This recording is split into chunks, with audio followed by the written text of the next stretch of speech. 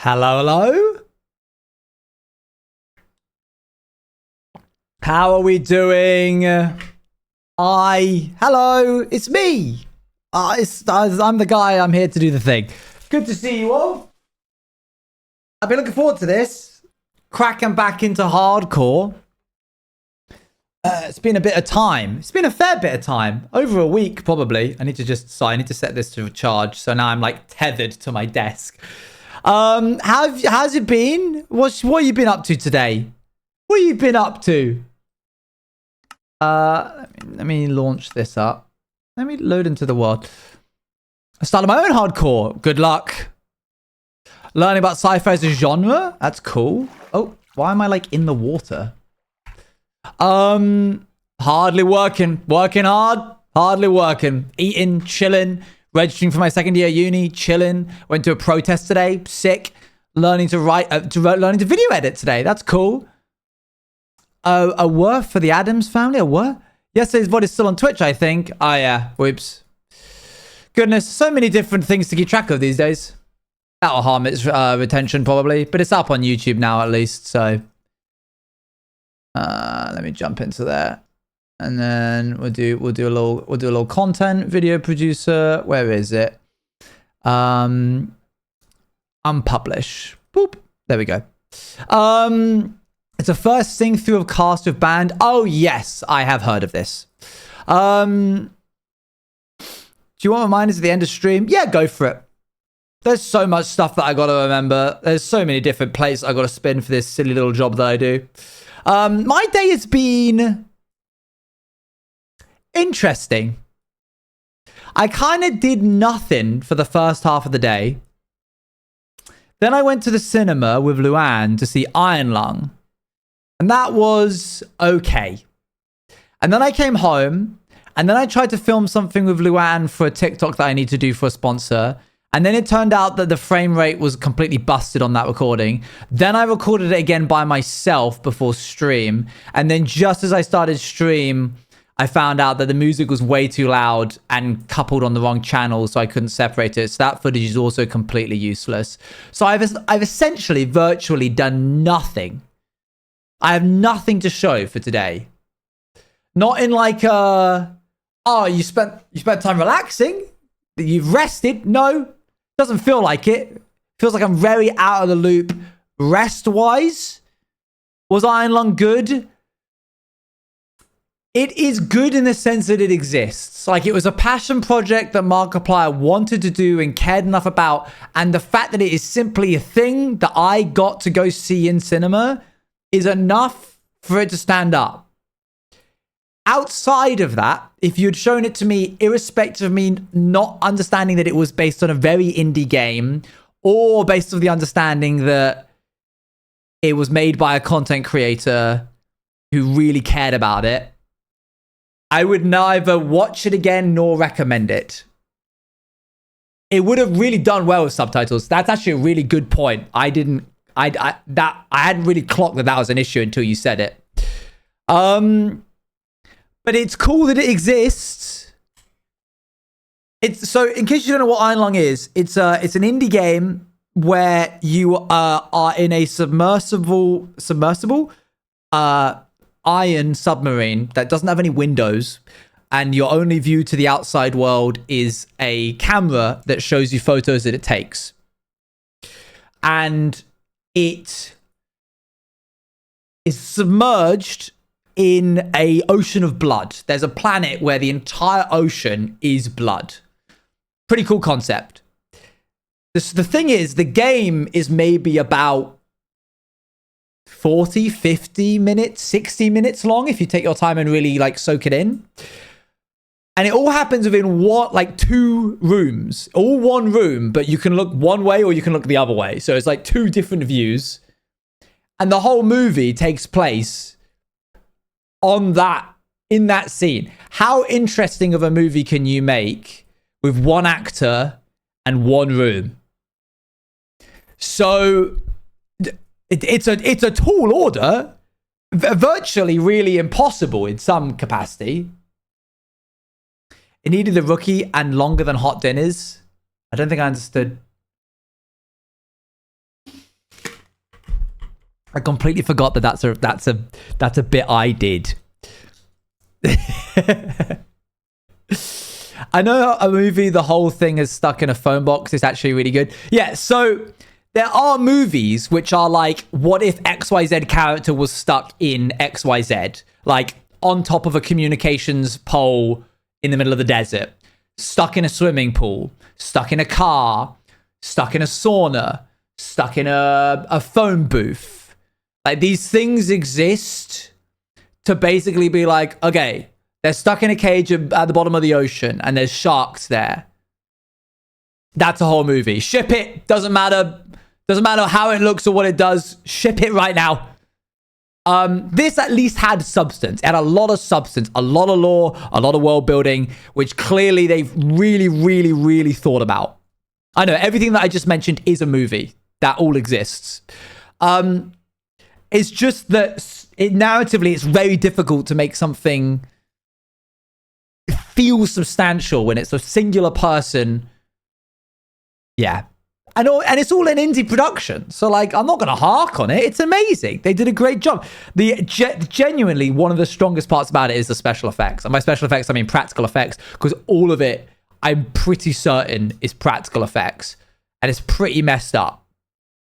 I'm just sad I'm not working the opening weekend. I want to see the flocks of people going in. Yeah, there was an interesting vibe in the cinema of, like, everybody is here because we all know who Markiplier is. That was an interest. I never thought that I would share that in common with a room of people. We are all in this exact same room because we all know who Markiplier is and we're here to support him. I think books about single persons in rooms are very good as they convey. Well, right, yes. So books are unimpeded by the fact that they can cut away to a different location, aka a memory, literally whenever they want.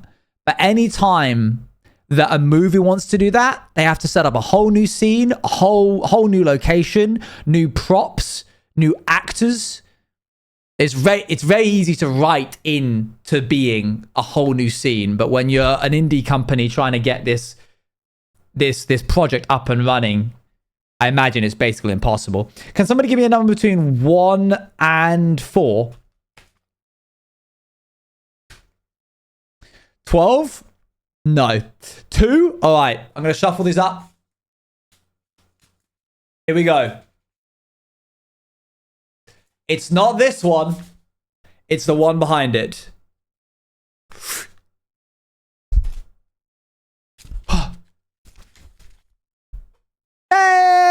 Hey! The one, the only, passion fruit and mango. It's okay. Tomorrow's is raspberry, vanilla, and hibiscus tea, which is also a winner. In case you don't know, I'm sponsored by Holy. Oh, I haven't drunk all of apple of yesterday. Mango and passion fruit. Oh, and black tea. Sorry, I completely missed off the fact. These are the iced tea brands. It's a no added sugar powdered drink. And it's good. And every time I mention it, someone buys it. Like, I'm not kidding. I literally just say the word. I say the name. I said yesterday at the very end of stream, use code JUICE5 at checkout and buy Holy. And 7 minutes later, I got an email saying somebody has used your code. So thanks for that. Appreciate you guys. Do the drinks leave your bottles smelling like a hard smell to clean out? Not really. I'm going to be totally transparent with you here. I had a drink and then I got ill. And then I didn't use my bottle for 3 days. And I came back and it had mold in it. Because it's got inulin, which is inherently has sugar in it. It's like fruit sugar. So make sure you clean your bottles out. Like that's kind of just a guarantee. You leave any drink in a bottle for 3 days and it's going to have mold. How do you think it would go with alkaline water? I don't actually think I fully know what alkaline water is. Canyon by Design, thank you very much for the 4 months, by the way. And Astral Hearts, thank you for the 32 months. No, not water. But very true, not water. Water would not. But then again, I also wouldn't drink water if it was 3 days old. So maybe that's just like a whole, maybe, I don't know. I think he mentioned he rendered it all in one of his bathroom with multiple industrial fans to keep the room and the machine rendering the video cool. And he mentioned the electricity bill was rough while that was happening. That's crazy. I had no idea. See, when you say stories like that, it makes me want to give the film even more forgiveness for dragging in certain parts. Yeah, I mean, it's the best one. Mango iced tea. I mean, literally, how could you... Hold on. Tier maker. Boop. Yeah, no Bannerful today. I'm going to be chatting to you guys while I do hardcore. One moment. Whomp. Oh, actually, I'm trying to decide whether or not I like it more or less than this one, which is the... However you pronounce this word. You can all argue about that yourself. I might actually prefer the other one. I didn't ever think this. It's been a while since I've had the mango and passion fruit.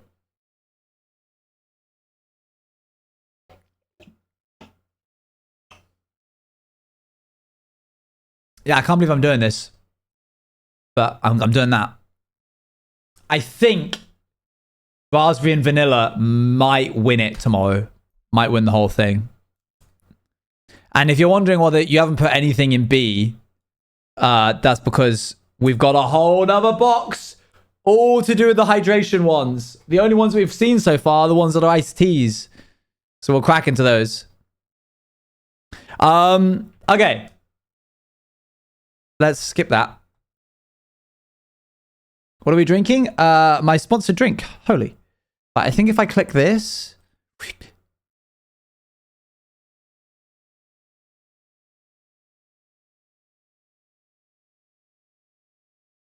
Up. They're releasing a new flavor for Valentine's Day. And they asked if I wanted it. And as soon as I heard what the flavor was, I lost my mind. I was like, absolutely give that to me right now. I believe it's arrived, but I'm not. Chat not on screen. Good point. Yes, thank you. Boop. That's because I was recording that TikTok that I mentioned earlier. Purple! Oh, let that render in. Blah, choppy. Watermelon marshmallow. Is that a flavor you want me to suggest they make? Oh, for goodness sakes. Okay, so where were we? Let's turn that down a little bit. God, no, it's awful. Where's that from? Watermelon and marshmallow. Right, it looks like I was putting in this stuff.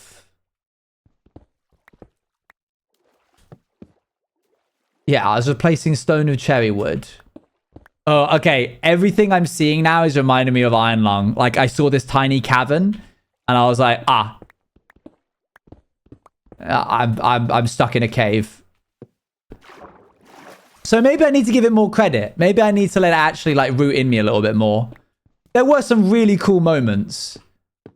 And Mark is genuinely a good actor.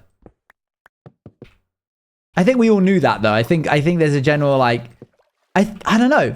Would you say... Is it rewatchable? Oh, he is in it. My guy. He is 99% of the movie.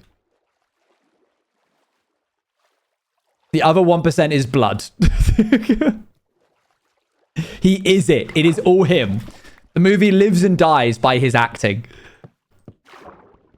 He pulled a little... Lin-Manuel and wrote something and then immediately cast himself in it as the main. Which, you know what? Fair enough. If I made Outsiders into like a Netflix series or an animated series, I'm playing me. I'm playing the equivalent of Thomas. Give me that role. I was gonna say, like, I think being a Twitch streamer lends you to being a good actor, but actually I'm not certain I'd agree with that. I think there's probably a lot of Twitch streamers who, if you put them in front of a camera and said that they needed to act stressed or sad, I don't know if they'd be able to do it. It's not actually got a perfect, like, Venn diagram circle situation going on.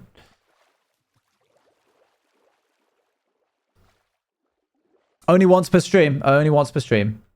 Okay, we need more cherry wood. Boop. Can I make that? Yeah. Wow.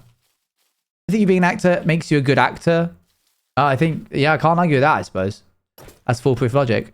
I haven't gotten to see many creators' facial acting. It's usually only their voice. Yeah, that's true. That's true. Good points. Ooh.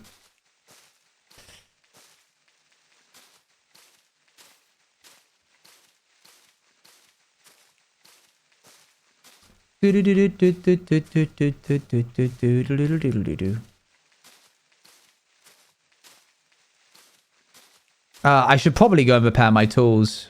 Otherwise, it's going to be a lot of chat being like, I'm talking whether or not whether I like law mode or not during Bannerful stream so far. I've seen a lot of responses on the comments for people saying that they like seeing chat. YouTube chat likes seeing you guys. I'm considering turning my face cam off and leaving chat on. It makes it difficult for me to get into character as much. And as we know, certain members want more acting. So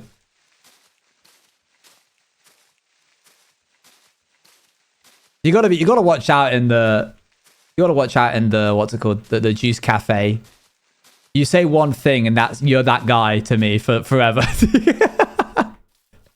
That's not true. That's not true. That's not true. Because I know that some people are going to have said something and being like, oh no, Owen hates me forever. He hates me forever. I know it.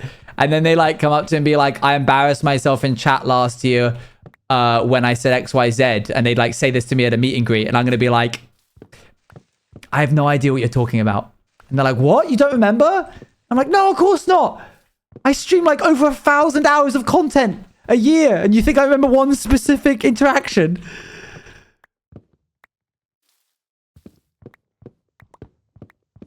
I eat the fish. That's a good one. I was actually going to suggest chat, but no cam, before maybe you'd think I was being mean. I would have. It has to come from me, the idea. I'm allowed to say I don't want to see my face. It feels weird not having Bannerful logic applying. I keep thinking like my sword is in my hotbar and I'm going to be able to like swing a massive sword around. Boop. It's tiring to like when I'm acting and I don't have face cam on, I can just put everything into like my voice, but I have to like split my brain into being like, oh yeah, I have to facially react to what is going on. It's particularly difficult when I'm talking to Luann, who is the most in character, I think, out of everybody in Bannerfall. And thus interactions of her feel very like methodical. And I have to be like, kind of thing. Oop. Lovey eyes, but trying to... Yeah, I'm trying to be like, oh, wow, that's my wife. And then I have to be like, ugh, cat. Why? Oop.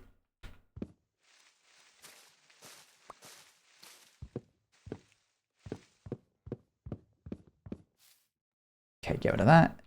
I literally do not remember. When your facecam was on some Outsiders videos, did you act in those? I think I acted less, but I think I still committed. Yeah, I think a lot of people find it easier to not have a camera on. And I don't blame them. I don't have a hard time committing to acting because I come from an acting background before I did streaming.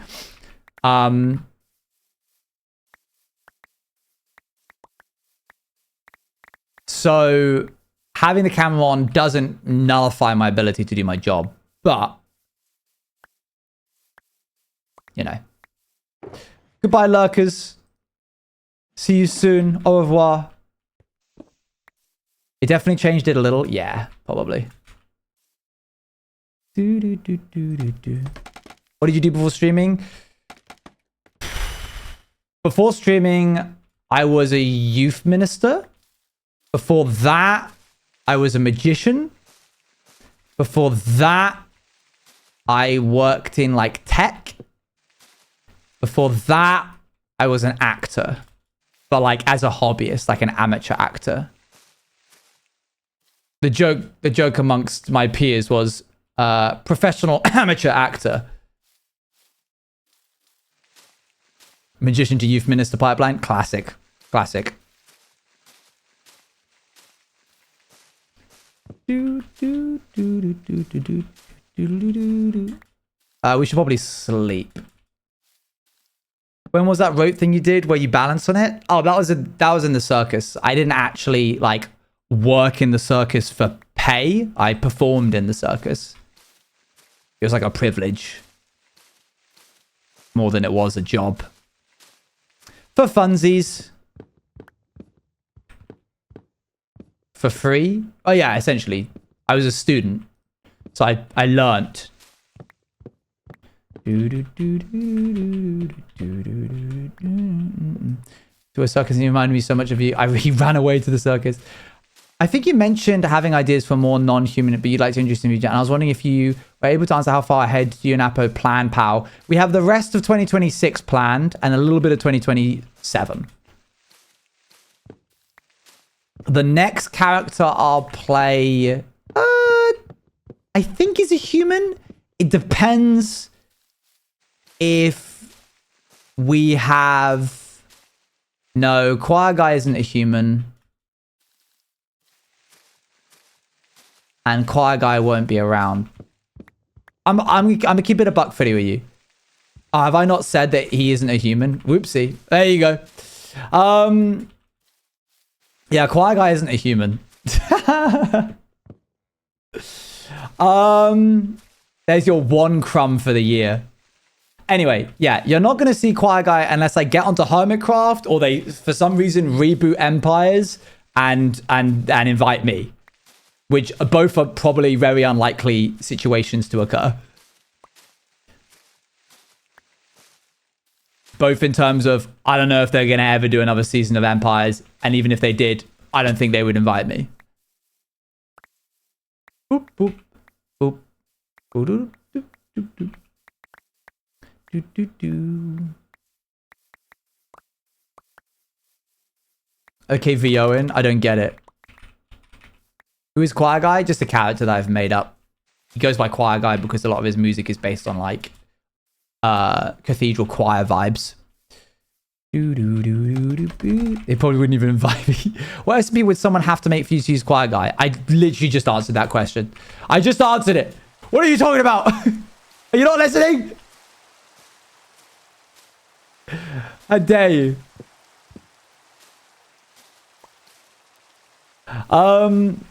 So what was I saying? Yeah, Pal's got a lot of stuff lined up. The next YouTube exclusive series, I think... Hello there, lads. I think is being put on delay. I think there's a major delay happening on it. Because... like, one of the things that we were considering was, like, from Bannerful straight into the next YouTube series. I try and go, like, bam! And then it was like, okay, well, Bannerful's ending, like, end of March. We probably would need to actually, like, make the project. So that would take us to, like, April. the project, if it was anything even remotely like vampires, would probably be like minimum 8 episodes, in which case that's 8 weeks. And oh, look at that, we're like slap bang in the middle of like TwitchCon is like splitting it directly in half. What an ache that would be. Why don't we just maybe like chill for a sec? Do you think you guys will try to alternate stream and YouTube? I think so, yeah. There's some stuff that we want to experiment with. There's like the whole event space that we've had to put on pause, which I think we're going to try and do. I literally called Inquire Guy. You forgot about him. What are you talking about? What are you saying? It would be cool if we could announce it at TwitchCon. I don't know if that's going to happen. Boop. I think better to like pump the brakes for just a sec. Hello? Hey guys.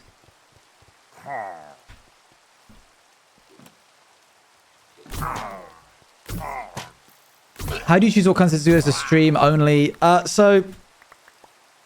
If there's like an element of secrecy needed for it, it can't be a streamed series.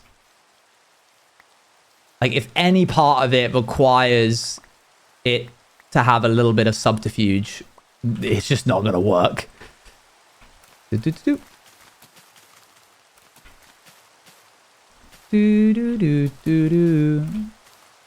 Yeah, because chat doesn't know how to keep a secret. Yes, quite. Thinking back to your whole no secrets, no betrayals in BF, I like that. Oh yeah, that's been really nice. It's really nice to not be like have to worry about not knowing who's on your team, like who's got your back. It's also fun to play a character who is so like, and I mean this in the like the royal sense. I think it is fun for all characters in the SMP to be really shallowly devoted, where it's like someone says something even remotely negative about Shan, and we're like, right, up in arms, we're getting them now. What's he doing here? I think that's more fun than being like, I say we betray the queen, and then she has to hear about that, and then she doesn't know who's on her side. It's a whole thing, you know? All right, I got to get up there.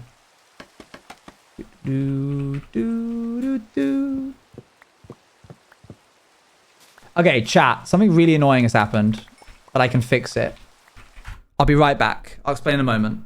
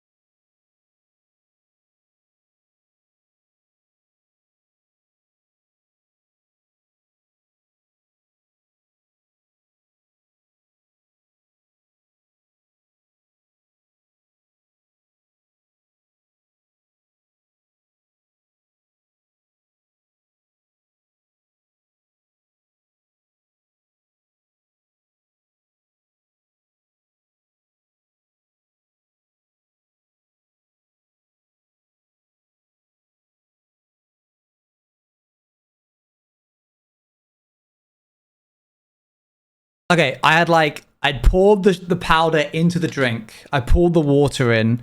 I shook it up. I took the lid off. A drop of the stuff got on my ring finger, and then I touched my mouse. And so there was like, every time I was touching my mouse, there was like a tiny, infinitesimally small amount of little stick on it. And it was like slowly driving me crazy.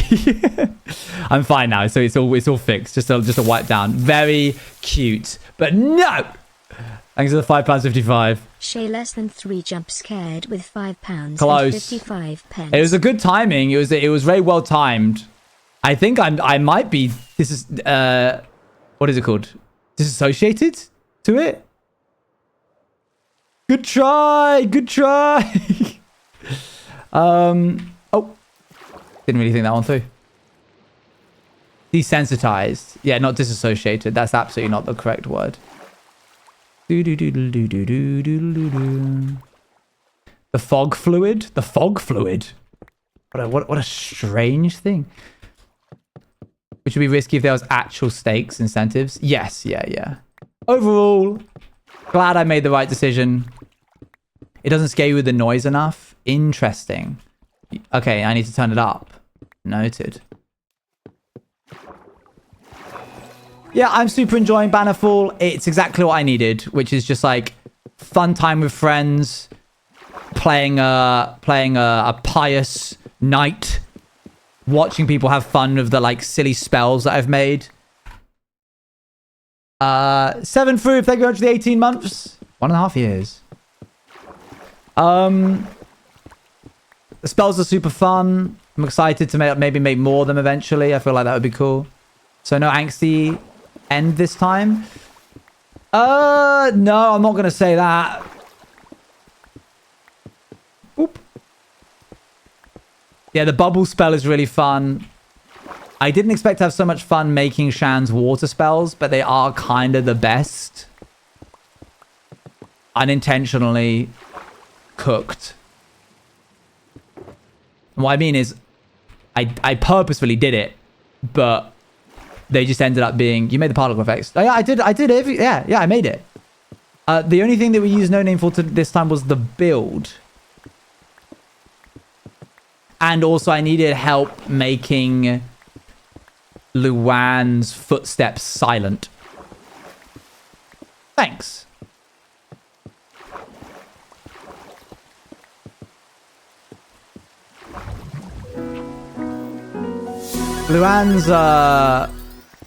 Luan's footsteps being silent requires a like client-side mod that is then bridged using a plugin on the main server. It requires a lot of different packets being intercepted, and I hate working with packets. So I was like, you know what? Pow has the money. Just Mark, please make this and bill me. Thank you. Theo, thank you for the 35 months.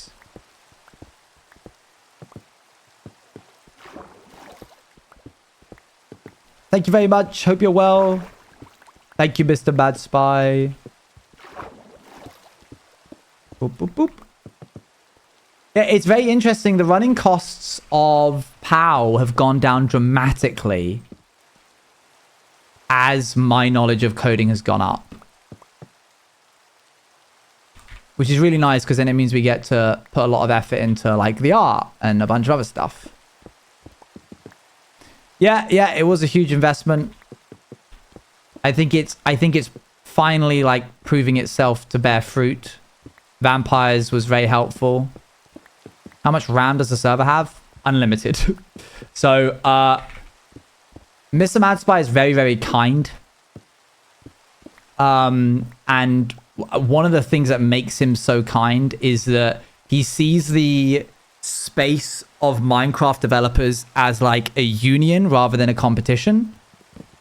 So while I was struggling a lot learning how to do like plugins for events and everything, because the development side of things tends to be very gatekeepy in the MCYT space, he was like open arms, telling me how everything worked, constantly giving me advice.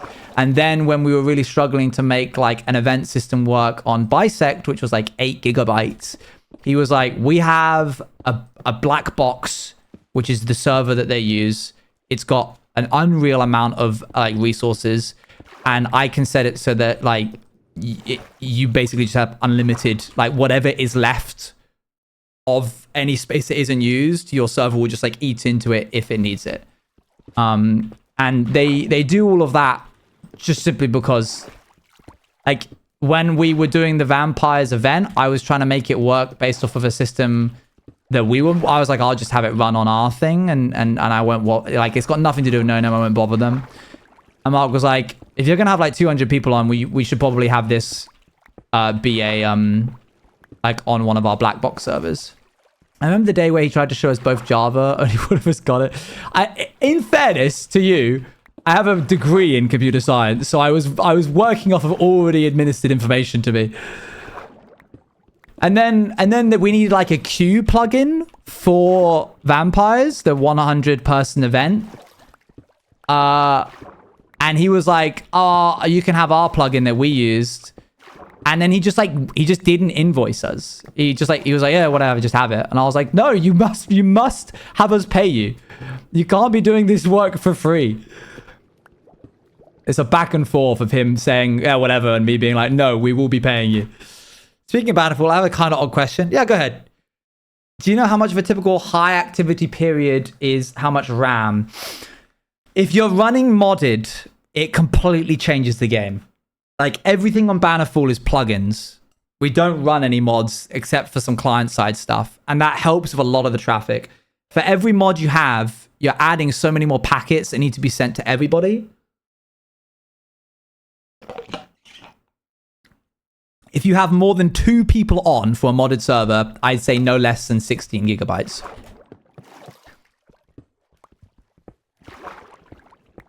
If you aren't having any mods and you have maybe like 8 to 16 people, I think you could get away with 8 gigabytes. Can you swap weapons after you shield bash? You can just have a weapon. Oh, you mean like people have tried to do shield bash into spear lunge. Doesn't really work, if that's what you're suggesting, I'm afraid. You wouldn't be the first to try. How does your copyright work? Like, if I make a video and then use the Bannerfall theme in the start, everything that we have is open source. Like, copyright open. And that's because we can't be bothered to trademark it. Like, we're also because we want, you know, people to have, like... If we're going to stand off the back of the OSTs of video games, like, I still use Celeste music in my videos. I started recently needing a like an eerie sounding song for a project I'm working on, and I was like, "Oh, Cult of the Lamb! It's a free OST. They'll just let you use it." If I'm gonna be doing that, then far be it from us to copyright claim Sunrise. I love the donkey mod, the little donkey mob. Oh, don't worry. You'll find out what the eerie song was for real soon. Probably tomorrow. Saying there were biblical parallels. Would you be willing to explain them? Oh, gosh. Did I say that? I would probably mean just my specific POV. I was more curious with the spear's relative damage after shield bash. You can swap to it, but it's not going to go very well because the animation time it takes to lower the spear is long enough that any momentum that you get from shield bash, you're better off getting a mage to bubble you and then lowering your spear and trying to like ram into people.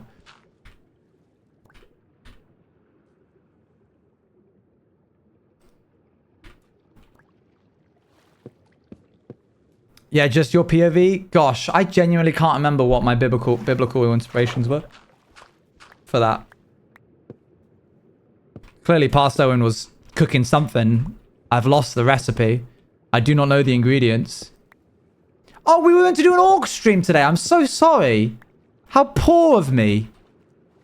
All right, we won't do it today. I'm so sorry.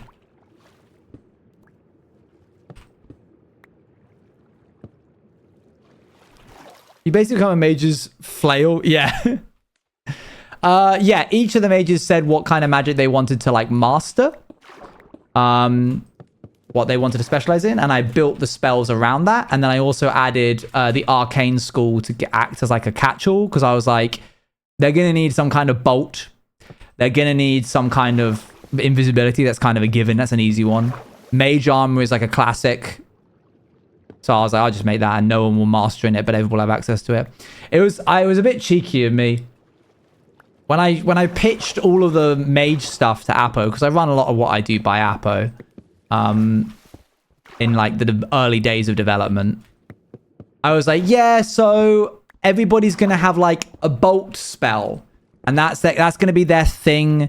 And it's going to be themed to their specific school of magic. So you'll have a water bolt, you'll have a light bolt, you'll have an air bolt, you'll have like a necrotic bolt. And so, you know, that allows me to reuse a lot of the code because I just have to take the spell class and then just re-flavor it a little bit with different particles and sound effects. And then just the more I made, the more I was like, it would be cool to have this kind of spell, and they would be kind of cool to have this kind of. And eventually, none of them have bolts anymore, and they all just have unique spells. The only remnants of this in the code, the only remnants of that is that there is a general spell called Circle Spell, which emanates from your point a wave of particles. And when those particles hit someone, something happens. And that was reused for the air assault and the healing circle. I just used that code twice. Other than that, everybody has featuring the creeper, the feature creeper. If you think about it, fireball is just a really big fireball. Oh yeah, absolutely. Boop. Scott was saying on his stream earlier that he sent you like 50 spell ideas. This is true. He did. It was tricky because Scott gave me a lot of ideas, but every idea that I would need to implement from him would mean I would need to implement another 7 spells, one for every other class. Because I was like, okay, I could make like 7 or 8 of these spells that Scott's done, but like if he has 5, then we need 5 healing, necrotic, air, water, and maybe arcane. And so every additional one is like, okay, this is getting a lot now. And that's not to say that I won't make more spells. I really want to try and make polymorph. I actually bought the premium version of, I think it's Lib's Disguises. I spent about like $15 on a premium plugin from Spigot to be able to have people turn into like animals, like a morph mod kind of thing. So I've got there. It's there in the back end of the system. I just need to like link it up. I feel like it would be fun to be able to turn people into pigs. Mages, 500 spells. We want 500 shield bash. Yeah, right. That was another thing. Like every time I added something to the mages, it was like, okay, I know that the knights knew going in that they weren't going to have every trick in the book, but this is getting a little ridiculous now. Like, there's a lot of spells that they have at their disposal. Boop. Because even rogues have a bunch of extras. So the way I sleep at night is that I think to myself, if I pitched you, do you want to be a rogue, a mage, or a knight? And you, the royal you, chose knight. You know what you're getting yourself in for. If you wanted fantastical, you should have been a mage. And also made myself feel better knowing that I'm a knight. So any kind of like yoke that they must bear, I bear with them.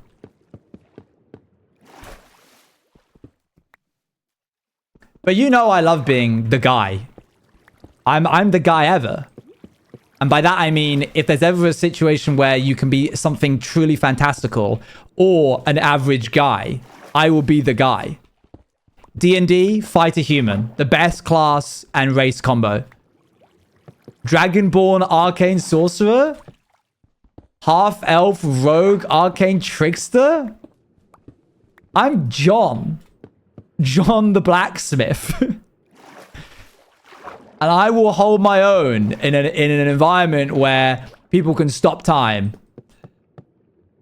From Oakhurst. Ideally from Oakhurst.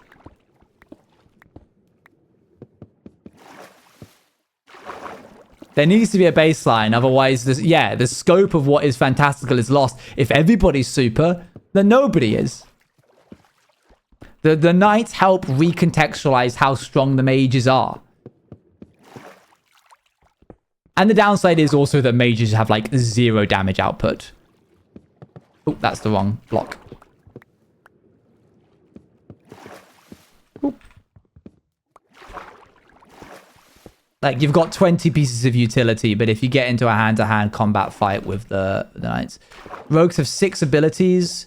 Yeah, so rogues are the mobility class. They were made to have a lot of... So they have double jump, they have wall jump, they have breaking their fall.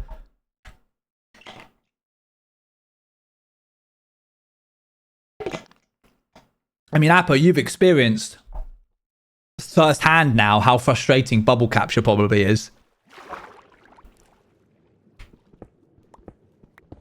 Do do do do do do. So knights are the damage output.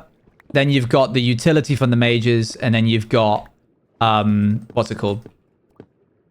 Movement from the rogues. 2 people using bubble capture at the same time with like 3 others stabbing me was wild. Yeah, the cooldown is pretty hefty for bubble capture. It was very unfortunate that you had 2 mages who happened to have specced into it at that exact time. I'm pretty certain that most mages keep bubble... They keep that thing on them. Most of them probably have bubble capture on them at any given point. As the saying goes, the more complex a power system can get, the funnier it is when someone can just use a gun. Bubble capture is the spell of all time. Yep. It used to be that you would deal...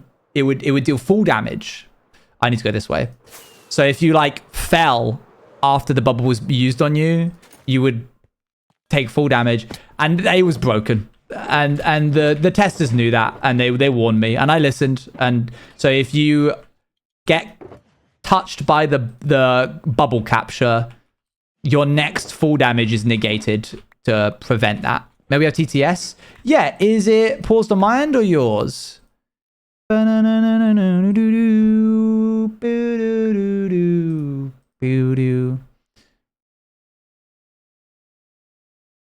TTS is on, and here's a little s as well.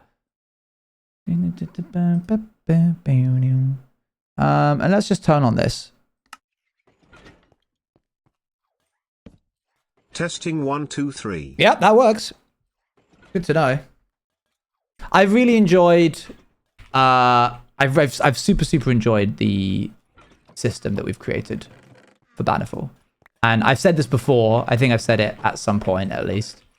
The intention is for the audience to be able to also suggest their own things that they think would be fun spells, like classes, and that extends to like the knight abilities as well.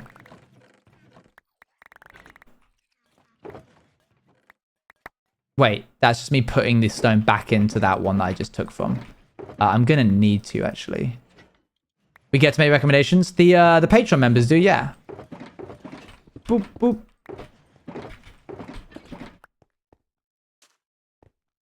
Do do do. Do do do do. Okay, so there should be. Ooh. Man, I love TTS, don't you, Ravel? Yeah, it's pretty good. My name's not Ravel, but... Alright. So have a little think about what you would want from the mage class.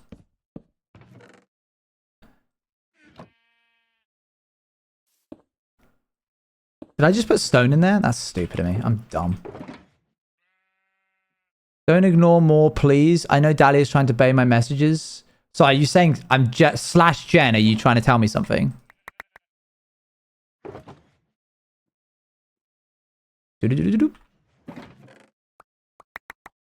I was asking a question. What was your question? I'll answer it. Boop.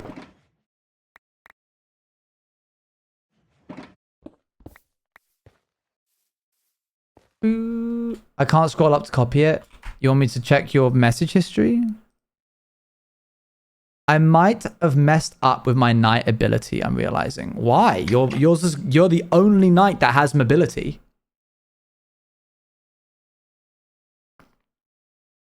So Bannerful, all the 6 sweet spells will be released to the Patreon. Everything. All, yeah. The map, the finished version of the map, the non-finished version of the map.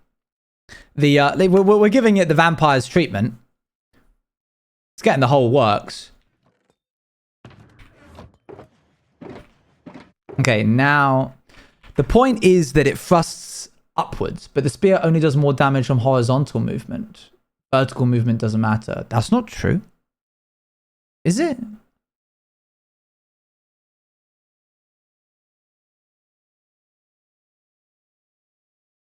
Finished version of the map? Well, you know, the one where I'm pretty certain it's just about velocity.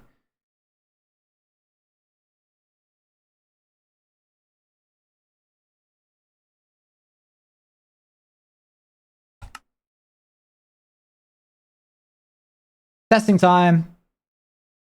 Boop. Appa, you know that I had to cap your damage at a certain amount because you were dealing 40 hearts of damage.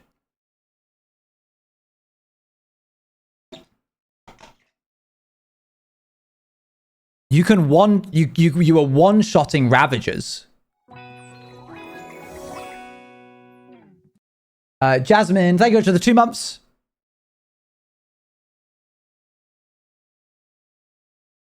Boop. I had to cap it because it's the only night ability. What do we think about MC apparently requiring face scan soon to be able to use chat? It's just another step in the big history of surveillance, and don't get me started. MPR11 gifted a tier 1 subscription to Apokana. Thank you very much for the gifted sub. Okay, give Owen's use copper spear. I'm just going to test something. I'm just in the testing world. Create dummy. Yeah, okay, cool. BF admin set class knight. BF admin. I know you can't see the menu. All right, let's give this a go. I have absolutely no idea if this is going to work. Gaming. Whoop. All right, so C. Yeah. Oh, that's going to have... Wait, put me onto creative mode. Don't apply the cooldown to me. Ah! Can we have captions, please? They should already be on. Oh, they're not. Dang. Fool, I'm a fool. Okay, so. That's 2 damage. Oh, yeah, I made a training dummy. I forgot you got to be a certain distance away. Whoa, that's a crazy what? What? Is that normal? That's crazy. Look at the distance. I'm in creative. Oh, does that change it?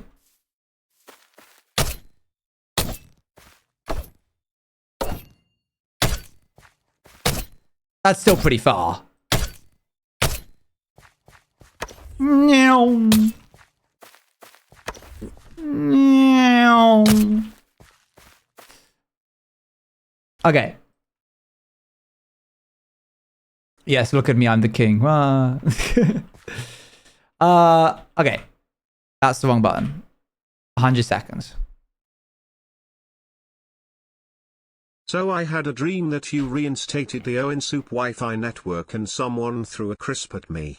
Now I have reasons to think the Owen Soup Wi-Fi network was in fact real this whole time, because I very vividly remember the Discord announcement in 2022 and the network name and password being written down on this piece of lined paper, and Dali remembered it vaguely. Anyway, me coming to the conclusion to why it wasn't all in my dream is because it was passive information, therefore I didn't make it up.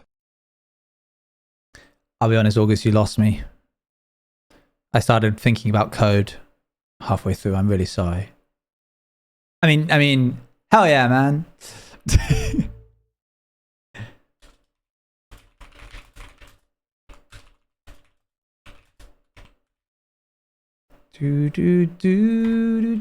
All right, so if I go into creative, because then I don't get the cooldown applied to me, there's still 40 seconds. Thank you very much. I love his rose for the 2 months. There was a network. There was a network. This is true. Please lower my cooldown. I can lower your cooldown. See, this is I just so many requests. Okay.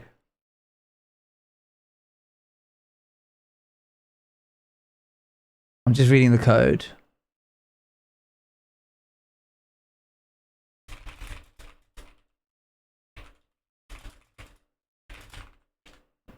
Okay, shooting star is ready. So, like, the reason is, in case you haven't seen Appa's ability, the reason is that it doesn't do as much damage as, say, like, my Great Sword Sweep, or another one that I won't mention because I don't actually think it's been seen yet, is that that's crazy mobility for a knight.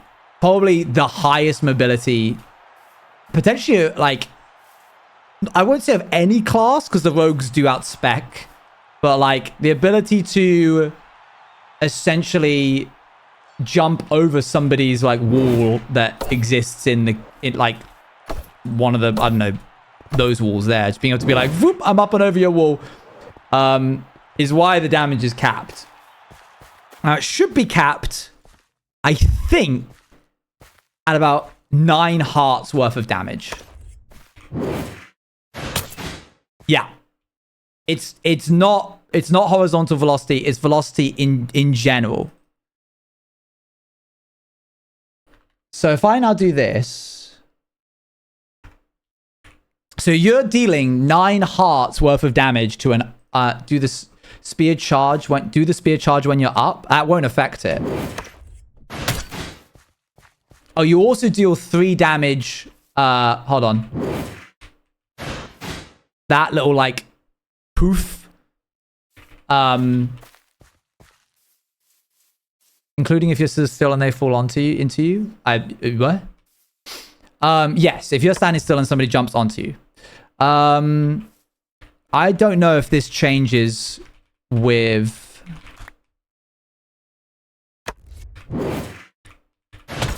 It's just nuts. So I had 2 options. Either cap the damage or cap the speed. And capping the speed didn't feel fun. Basically, it just meant that you were falling at regular speed. Actually, speaking of which...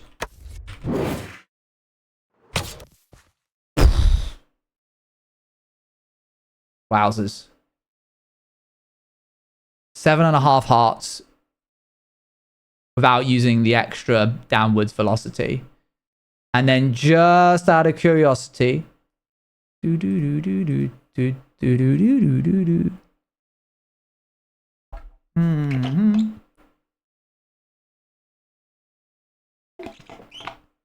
living stalagmite. Essentially, yeah. And you don't have to use it. You get an area effect when you land. See, now I'm remembering now why you have the longest cooldown. Because 9 hearts of damage plus mobility is a crazy combination. It's so long though. Yeah, because you can insta-kill everybody. Okay, this is no cap. Oh. I forgot. Yeah, they die. Hold on.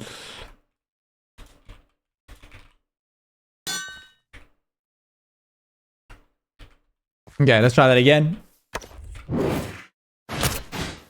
42 damage. Which is 21 hearts. I use it for movement. I need to spend the time in people. Yeah. People heal for... That's just crazy. That's crazy. Question. What if someone raises a spear upwards towards someone using shooting star? Yeah, bad times probably. I don't know. I'm tempted. Hold on. Knight's ability. Right. And then I'll just give myself like an iron sword. Okay. Oh, dang it, yeah. It technically isn't damage coming from me. So it's impossible to know. Anyway.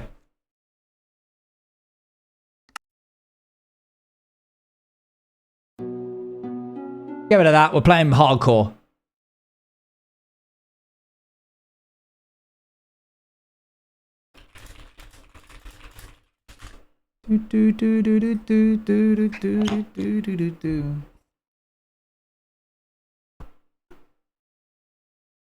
Would it be possible to have 2 cooldowns? One if Appa hits someone, one if she doesn't? Yeah, pretty easily. But now we're just complicating things. 1.21.11. Boop. I would take that. Oh, ow, I bit my tongue. Question for earlier, can we suggest sneaky spells like disguised animals or stealing? You can suggest anything you wish to. Whether I can do it is another question entirely. Any plans of punishing 4C? I don't know what you're talking about. I'm just an admin. I don't know what's been going on with 4C and the rogue god. That's a whole nother box of can of worms. Bye, Appa, bye. I'm gonna empty this. I bet that they won't even know how to sort any of this, but that's for them to worry about. Nice empty shulker box. Yeah, this is gonna be one of those streams where I don't actually get any work done, isn't it? Like, visually speaking, it's gonna look like I haven't done anything. See you later, Spellagacha. That doesn't contain... Where did my bone meal go? Did I put it away? Oh, drat.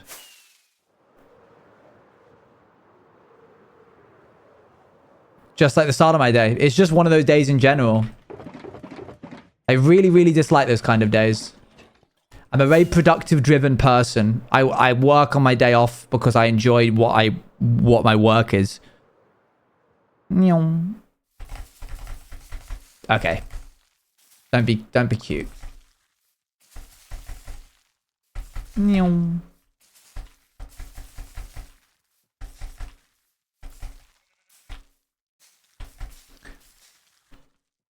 What is going on? Oh yeah, okay. Suggest an idea and I'll tell you from a scale of 1 to 10, just riffing, how difficult what something would be.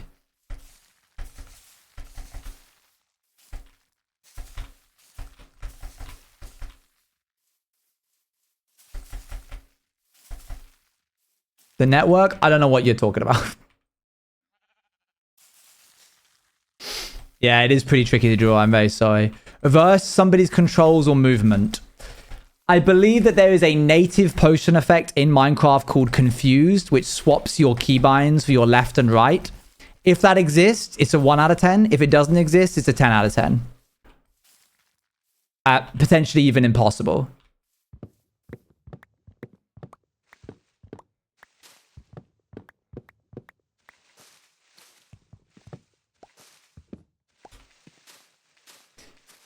Giving him blindness whenever near a light source, 1 out of 10.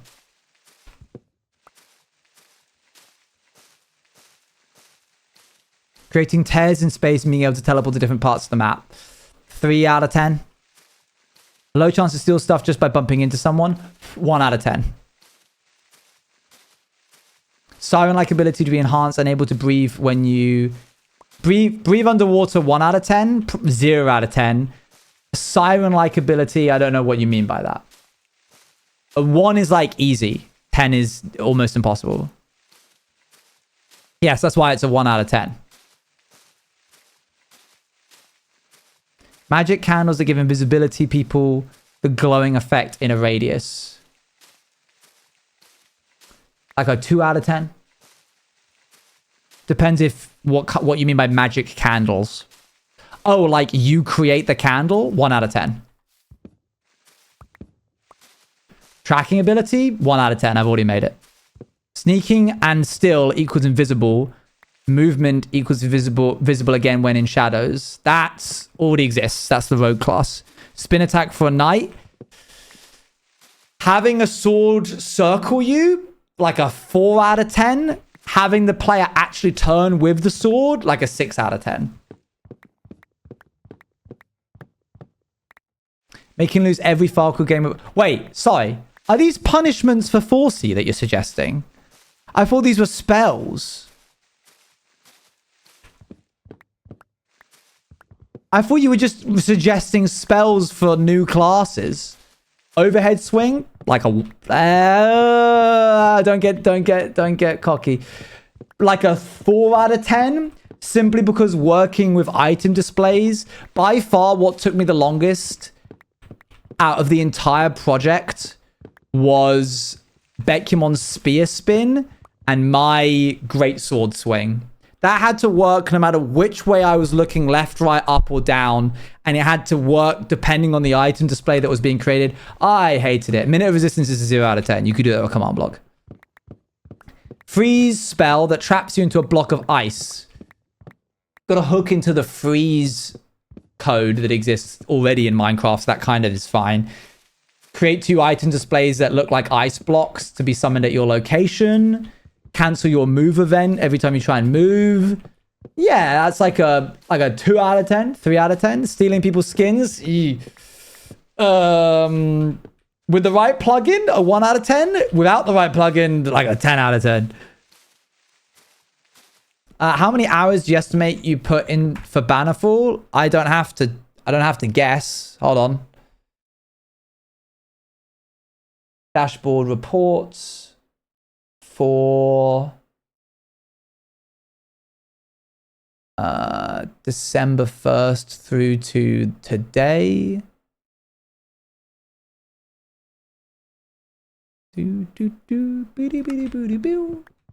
It's calculating. I actually don't know when I started working on it. But it's taken a long time. I did not think that it was gonna... I'll let it just do that.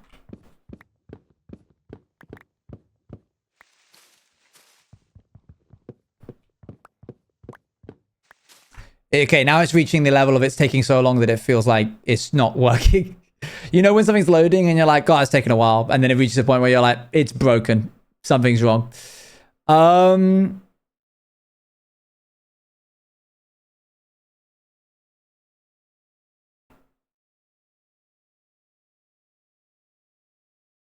About 102 hours.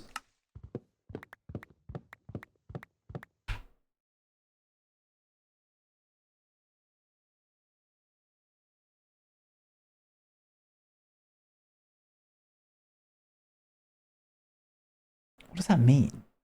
Yes, yeah. Dali 1. Didn't Dali guess like 4 different numbers? What about a luck system? Could make it so bad luck have bad rolls and mages concentration runs out. Knights have a chance to just fumble and miss their attack. Fails stealing better. Yeah, that would need hooking into the rest of the plugin, which would be finicky at best, but possible. No, I did that. I said 2 numbers. Oh, I said. Okay, fine. My bad, my bad. I just saw like the same name, same multiple numbers. And I was like, huh. So what else? What was I saying? Yeah, that's my like build hours. That doesn't include a lot of the stuff that I tinker with when I'm not like on the clock in the middle of the day. Like somebody goes, oh, can you fix something, please? This is brokey. And then I like quickly just apply a very rough patch to it. We're talking like a few minutes every now and again. Like Apple goes, can you reduce my cooldown? And then I have to like, you know, do that. Out of curiosity, is there already a gravity type of spell where you can make a certain area of being slow and make them lighter? Oh, that's an attribute. Slash attribute gravity. It's what we do for Void Rising. To lower people's... And you can do it individually. Attributes are one of the easiest things. So like the thing is, certain things in Minecraft are really easy because Mojang have given us the tools. And if you don't know what those tools are, then the line of what is difficult and easy for a developer feels really arbitrary. Like, why is certain things really easy and other things basically impossible?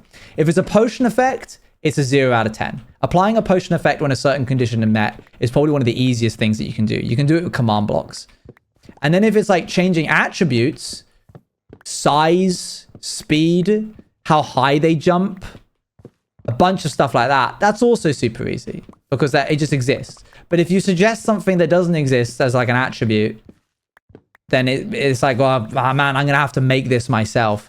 How hard would it be to get a spell where you summon a special custom construct, but like a custom model that functions on its own abilities, but to summon it, you have to have the resource in your inventory to summon it. Okay. We can break this into multiple different parts. The ability to summon an entity is easy. The ability to only cast a spell when you have a certain resource in your inventory is easy. Removing the inventory resource from your inventory is easy. A custom model that has its own animations and its own like desires and thinking path, that's bordering on like a mod. Like you want something to be its own automaton with its own pathing and its own model. There's plugins that exist that allow you to tie animations of models to certain things, but I've never done it. So that would be like a 9 out of 10. Like if somebody asked me that, I'd be like, I think I can do it, but I'm not pleased that I'm having to do it. Boop.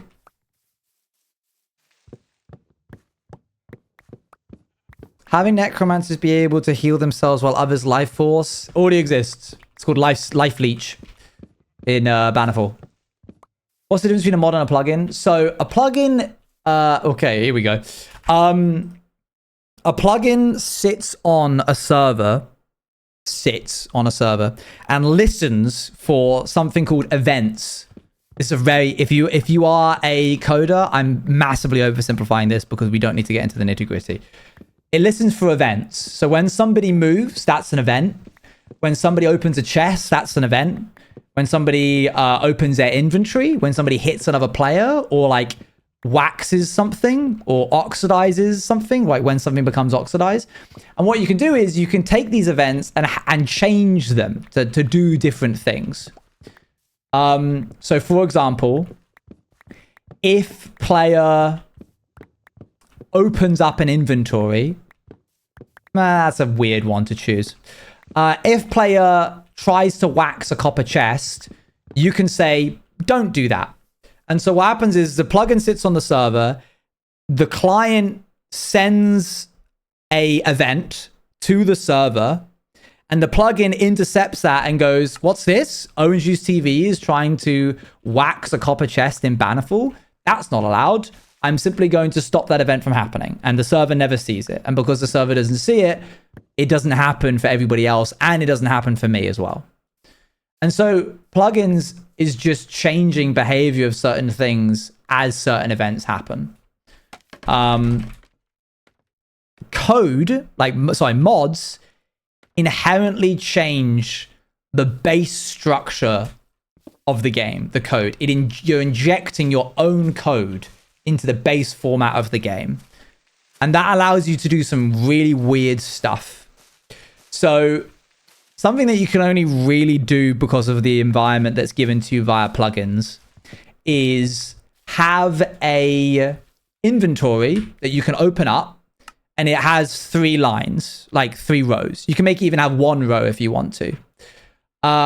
That's how pickpocketing works. When a rogue right-clicks on a player, the plugin registers that they right-clicked on a player, tells the server that happened, and the plugin will then go and get all of the items that are available in that person's inventory and open up an inventory on the player who right-clicked, the rogue who right-clicked the player, being like, hey, here's their inventory. It's not actually their inventory. It's just like a fake inventory that was opened up that happens to have all of the different things that the person that they're trying to pickpocket has in their inventory.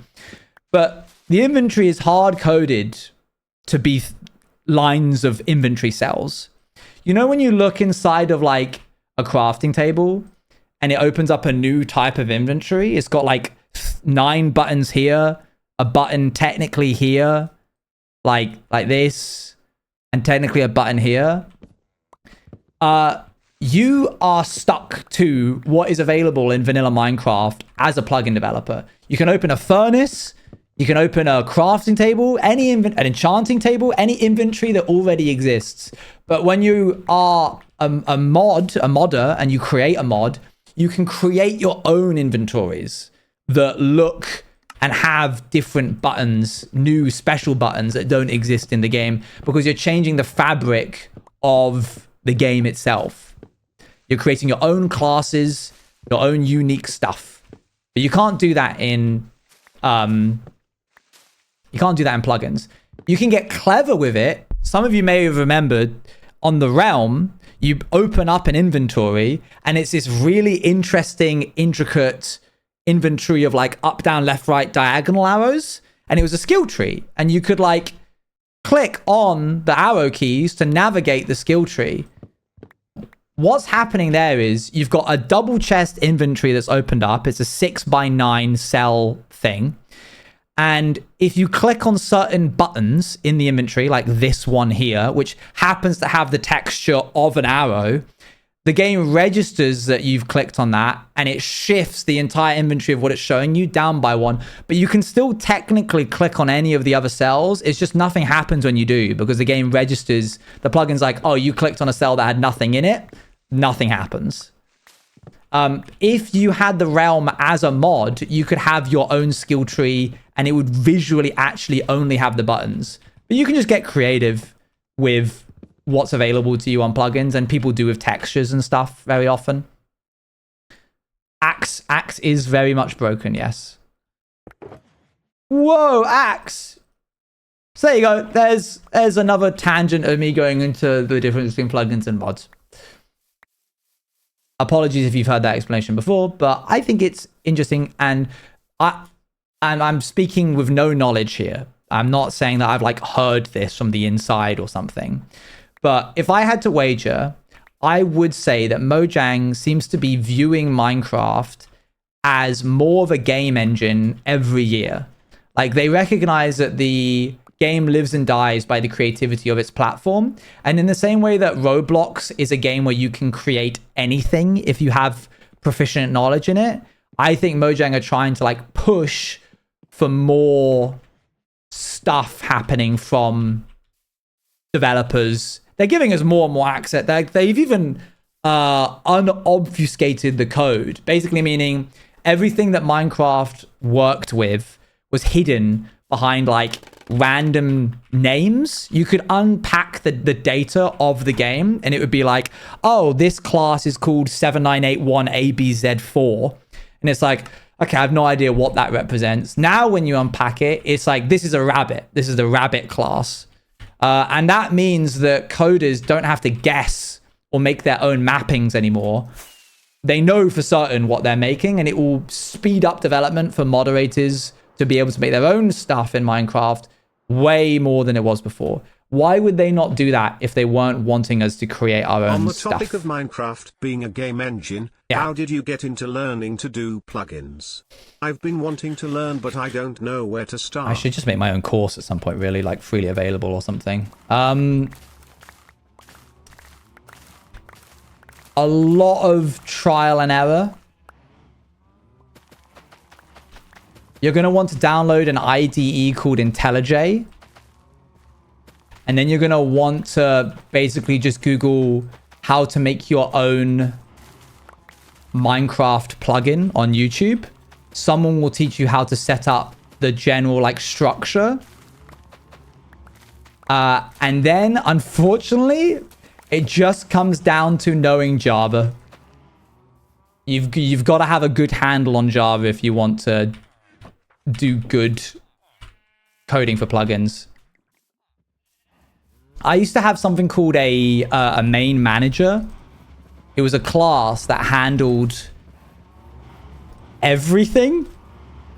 Because Mr. Mad Spy was like, okay, if you're going to make a Minecraft plugin, you need to have a manager. Well, you don't need to, but it's common practice to have a manager to handle stuff that happens. And it listens for events, and then it runs certain stuff as it hears these events. And I was like, okay, cool, I'll make a main manager. So Power Events, Makeship Mayhem, ran with something called a main manager, which meant when something happened and I needed to fix it, I had to open like a 1,500 line code file to scroll down to find the specific part. Turns out much better to have a folder called managers, and then every individual thing is its own manager. So Life Leech, which is a spell in Bannerful, that has its own manager. The Knight Ability GUI, that has its own manager. Pocket Sand, Pickpocket, the Orbs, the Rogues sneaking and having their inventory be stored in a file, so that basically when you sneak as a rogue in Bannerfall, your armor is being removed from you, and then it's being given back to you when you're no longer invisible, because you can't just make the armor invisible. So there's a manager specifically for rogues sneaking and having their like inventory managed. There's a bunch of stuff like that. Having that means that when something breaks and I'm like, okay, Forsey has reported that his like slime bounce isn't working, I just have to go to the slime bounce manager rather than going to rogue ability manager and then like sifting through all the frog code or all the cat code to find the slime bounce stuff. Learning to do myself or just finding someone to pay to do it because there's so many steps. I mean, it literally just depends on how much time you have. Like, you could pay someone to do it, and you would be able to find somebody probably very easily, but you would never then know how to do it. There is a heal spell only for the healing class. Sifting through cat and slog. Can you do custom blocks or models? So... no, yeah and no. So all of the models that you see are done on the plugin side. Minecraft added something called item definitions. So I would basically run like /give Owen's juice, I don't know, like a wooden sword, and then I would do item model equals breakfast greatsword. And that would apply the item definition inside of the breakfast folder, greatsword, and it would apply it to the item that is given to me. So the nice thing is that it used to be dependent on the item. Like if you wanted a wooden sword to look like a greatsword, you had to have the wooden sword specifically be overwritten by the greatsword. But now you can apply it to a feather or a stick or a golden nugget, like literally any item. And it makes it way better because it decouples the item definition from the item specifically like leather or whatever. Which is super helpful. And I'm glad that they did that. I have a great joke. Where were French fries first fried? In Greece, haha. That is a great joke. Thank you so much for blessing us with that joke. So yeah, custom blocks. Eesh. Anybody proficient in plugins more than I am? Yeah, you can do custom models for items with data packs. I wouldn't know how to do a custom block. Because if you want to do a block, that's an intrinsic part of the game. So you know how like when you download a mod and you go into the creative inventory, it has all those tabs, and then you have a little tab that exists for like the modded blocks. That's because they're specifying new blocks in the game. I could make a new model of a block and then like create an item display, which is just like a see-through block, and then set it to be a barrier block where that item display is, so it can't be mined.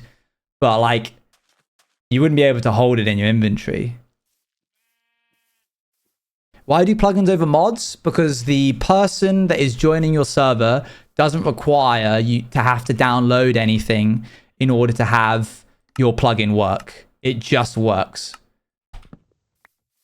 Which means when you update something, you only have to update it on the server. You change the plugin, you push it to the server. Anybody who joins after the server is restarted gets the new plugin. How do you do the silver blocks? Those are just iron blocks retextured to be silver looking. Sorry, I started talking about code again. This was meant to be a conversation about... We were meant to talk about hardcore and your guys' days, and now I'm boring everybody with knowledge about stuff that they don't even probably care about. We'll get back onto topic. How are you? How do you make the custom menus? they are inventories populated with items. And when an inventory slot is clicked by a player, the plugin detects that specific inventory block being clicked and then does something to have it have something happen.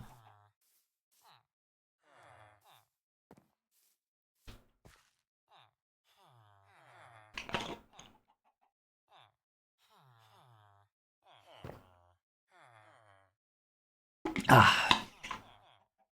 Boo-doo-doo. That's cool. I don't know how I would do that. A custom brewing thing. That'd be interesting. We're the ones asking those questions. I know, but there's like maybe 7, 8, 9, 10 people asking those questions. And then for every person that's asking that question, there's probably like another 12 that actually don't care that much.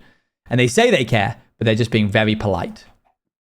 I thank them for being polite.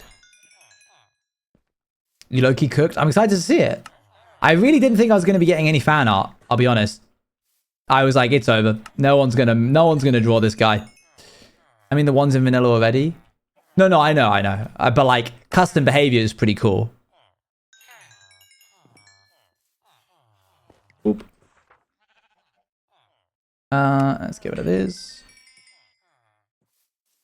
Okay, we got more emeralds, so now we can get redstone. Basically, the short answer is, if it exists in Minecraft in a vanilla concept, you can change the way it works via a plugin. If you want to add anything new, like a velociraptor, you need a mod. That's the super boiled down simple version of it. I've done a lot of programming. I went to a I went to a Christian coding camp when I was 13. And they taught me how to code in Python. And I made my own game. I made a tower defense game. Oh man, that was so cool. I say I made. The person who was assigned to teach me and help me do the thing would go, okay, so have you done Python before? And I'm like, no. And they're like, okay, so how do you think we might make like a character like appear on screen? And I'm like, I don't know. And then they went, okay, so this is how I would do it. And then they would make it and I'd look at it and be like, okay. I got very good at pretending like I was thinking about the answer when I was just waiting for them patiently to give me the answer. And I just did that for 5 years. How are you supposed to know? Well, the people that were at this camp were volunteer coders. They were just volunteer people running the camp who also knew how to do Python. They weren't like inherently teachers. I remember sitting for a week trying to figure out. So I had like a Space Invaders game, and it would like follow this. The little Space Invaders guy would follow a track. And then it would like go down after it hit the next bit of the screen, right? And I had a little spaceship that would shoot lasers. And when the laser would pass through the little space guy, it would deal damage. And I would have it, like, I would be like, okay, so now if the little space invader, if his health equals 0, then remove him from the screen. He dies. And for the longest time, I couldn't figure out why they weren't dying. It was like, the bullet is like passing through them. I would look through like, is the detection code wrong? Is it like not registering that it's touching the character? So it's not applying the damage? No. I set their health. Their health was set to 10. And when the laser would hit the person, the little character, it would do like 4 damage. There you go. Right. Exactly right, Xavier. They were getting negative health. The laser would do 4 damage. So it would do one of the like pixels would be taking it to 6, and then it would take it to 2, and then it would take it to -2. And I was checking, does the enemy's health ever equal 0? And it didn't, because it was negative 700 or whatever. And I remember going to them. I made it during the summer, and I would go to the camp and with it on a USB stick and be like, oh, this is going to stump you. I've tried everything. And they saw it in like the first minute. They were like, right, so you made it equal 0, but it's not equal 0. I was just like blown away. And I think that was the strongest lesson I learned, was the computer will always do exactly what you tell it to do. Very often, what you've told it to do is not what you want it to do. And that's why I like software, because it's always my fault. When you work with hardware, the chip will get too hot, some wire will be loose, something that is outside of your control will happen to your hardware and break it. And you won't know why, and you'll have to test for it. When something goes wrong with my code, it's my fault. And I prefer that to them being like, oh, it's because the blooming chip is not working as well as it could because it's 2 degrees too hot or something. I hate hardware, man. I hate it so much. That's why I could never do what Toby does. That's why I hate building computers. Because I have this lesson with a teacher where you like butter the bread and they'd use their hands. Yeah, right. Yeah, exactly. Yeah, the computer will use its hands because you didn't tell it to use. You didn't specify. Anyway, Python, I personally really like it. I think it helps reduce a lot of your confusion over the syntax. The syntax of a language is how you tell it to do things. I'm probably going to date myself a little bit here, but like,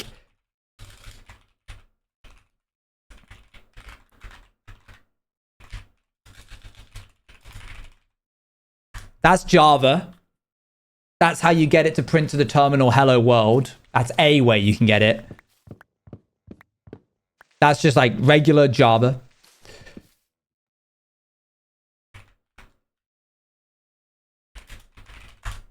That's Python. Now, technically, I'm aware, yes, I should. But you don't have to. And that's the important bit about Python, is that typecasting isn't inherently required. You can get away with some cheeky stuff, which is important if you're teaching somebody, because you want them to do the thing as quickly as possible. The sooner that they start doing the thing, the more excited they're going to be to do more things. So you can start getting into the nitty-gritty details of typecasting and all that jazz later on. Python's a very beginner-friendly thing. And it's also like really powerful when, you know, like bloomin' Mr. Mad Spy, if he needs to do like mass file stuff, he'll make a Python script. Yeah, maybe I'll just start going into IT. I'll teach people how to... No, because if you go into doing it as a teacher in a school, then it starts becoming like not what you want to teach. And it's like, okay, guys, here's how to use Windows 11. Hate it. Oh, sorry. This wouldn't work. My bad. There you go.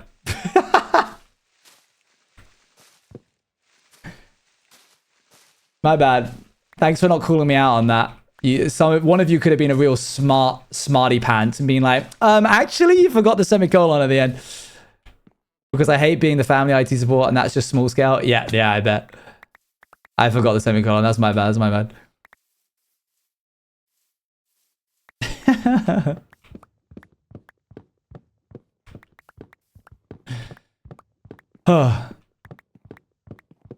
Anyway, big conversation on tech today. Wowzers. I thought about the semicolons, but not about how you had forgotten it. In schools in my area, they teach in IT C#. I've never learned C#. I hates kids and got so mad when I asked why she was there because she had no answer. Dang, that's rough. No, Java is really good to learn because it's really good to learn in the same way that you'll learn one language, like Spanish, and you'll find that there's a lot of other languages, like Portuguese, which inherently share a lot of like the same similarities. Like there's a lot of crossover, not completely. And if you go in thinking that you know how to speak Portuguese because you can speak Spanish, you're going to be very mistaken and find that you're going to be laughed at a lot. But you will go through the system of learning a new language and be like, Oh, okay. I recognize this because the structure is the same as something else that I've learned. And Java is very similar to that.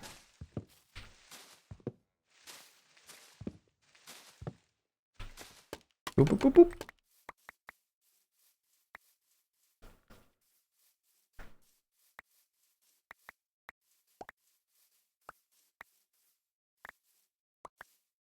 Okay.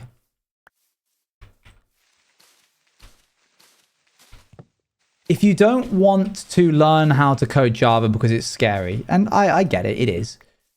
Learning how to do data packs, search up this YouTuber to learn how to set up a data pack, and then everything else that you need to learn will teach you the fundamentals of how to think like a coder before you learn how to code like one. And the difference between a coder with an unpaid intern and who like can use blooming ChatGPT to code up some random thing versus an actual senior developer who might still use ChatGPT is the fact that they know the logic that they need to follow in order to be able to solve the problem or implement the thing. Like knowing the format of how a coder should approach problems, which essentially all that coding is just a bunch of problems, is better than knowing how to like code in a specific syntax. And I encourage you all to make your own data pack.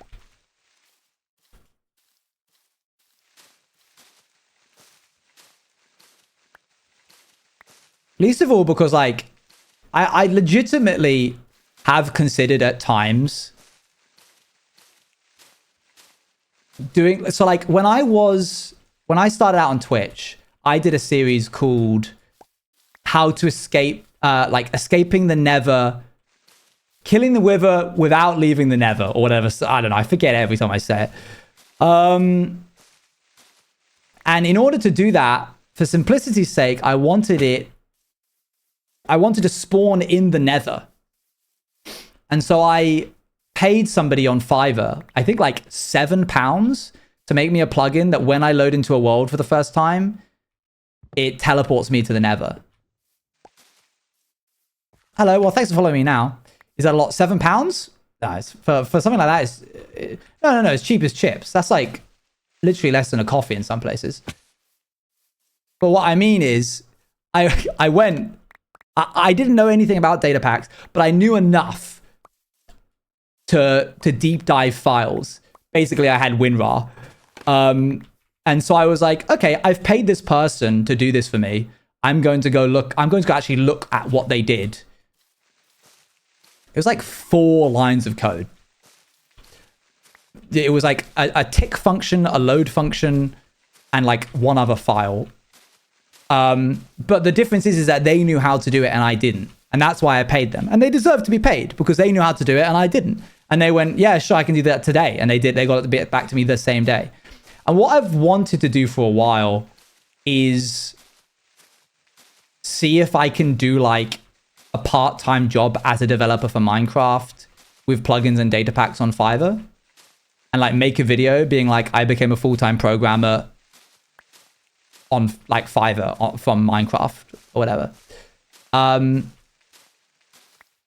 The only reason I haven't done that is one, because I just don't have the time.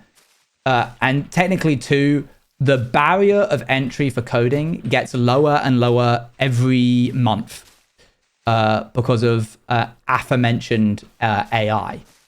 Like AI being able to teach people how to do things is gotten way better at it, especially for something technologically advanced like coding, which is essentially like what the AI is. And so like it's gotten to the point now where it's like I thought it taught them wrong. The merit of AI shouldn't rest on how well it does something, because when everyone was like, oh, blimmin', don't use AI for art because it's like it looks really bad. That's not gonna hold up, and frankly it doesn't anymore, because like generative AI has gotten so good that people can't even tell the difference. I can't even tell the difference most of the time. Like, I look at an image and I'm like, it could be, it could not be.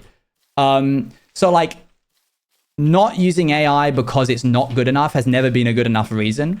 And I'll be honest, from what I've seen online, it's good, and like not art, but for code, it's good enough.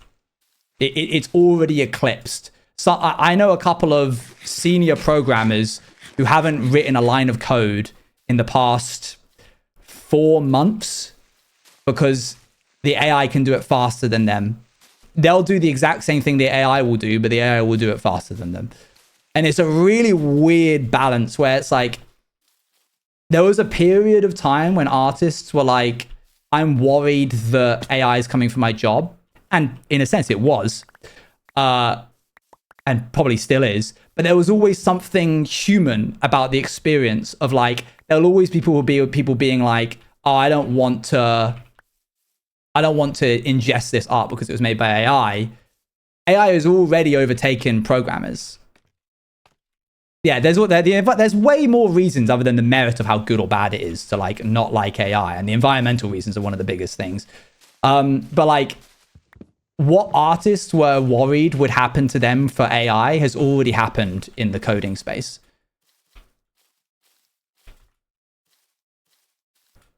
I think we've managed to get all of the wood.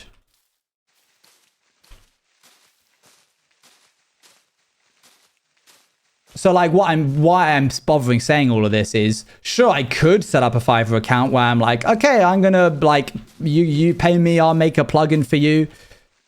But it's probably not gonna have much traffic within the next 6 months. I think it's gonna be a dying breed of Fiverr artists. Anyway, sorry. I'm very passionate about the concept of like the barrier of entry for coding being lower, and it's like a really mixed ethical dilemma. Because like, oh cool, more people learning to code, and then it's also like this foreboding massive problem that's like looming over us. Boop, boop, boop. Okay, I think that's enough wood for now. Let's plant the saplings. Boop. My dad is a software developer for a major company, and they recently got Gemini Enterprise Edition, and they are very much encouraged to use it in their jobs. Yeah. If you had a developer, a senior developer, take this with a pinch of salt. If you had a senior developer making like 500K at a massive company, they would be outpaced by 10 interns, each being paid 20K, if you gave all of the interns Gemini. And so there is no more. Like, will the code be a bit buggy? Yeah. It's not going to be made as rigorously as if the senior developer had done it. But it's going to be done in, really, no exaggeration, like 2% of the time that it took the senior developer.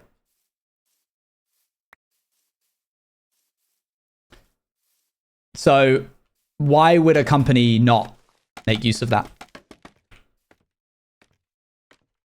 I'd want to be paid. Yeah, I don't mean intern, do I really? I mean entry-level programmer.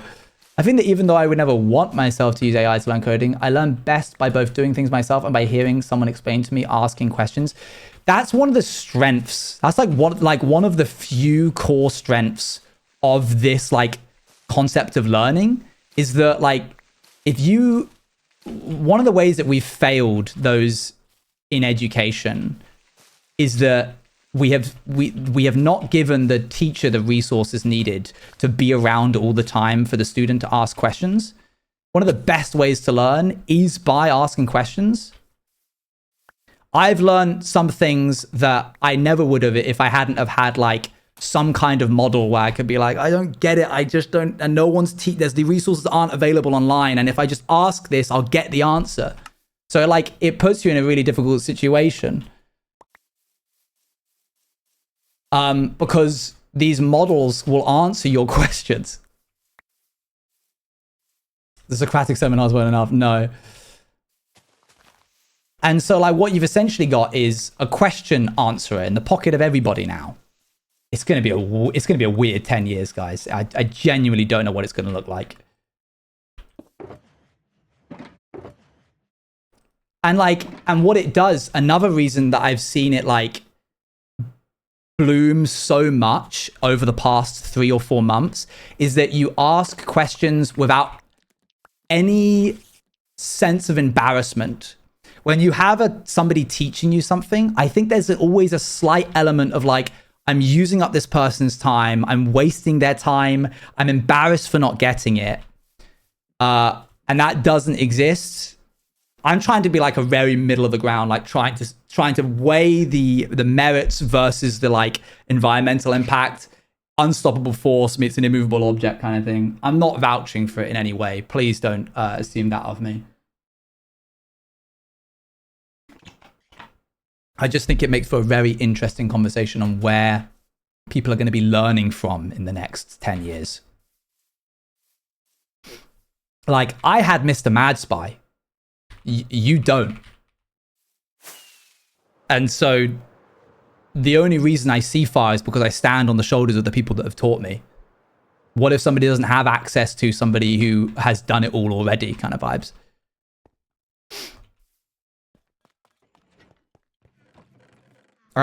Teachers don't give... I can't even claim that. That's not my line. If I see fire, it's because I stand on the shoulders of giants. That's not my line.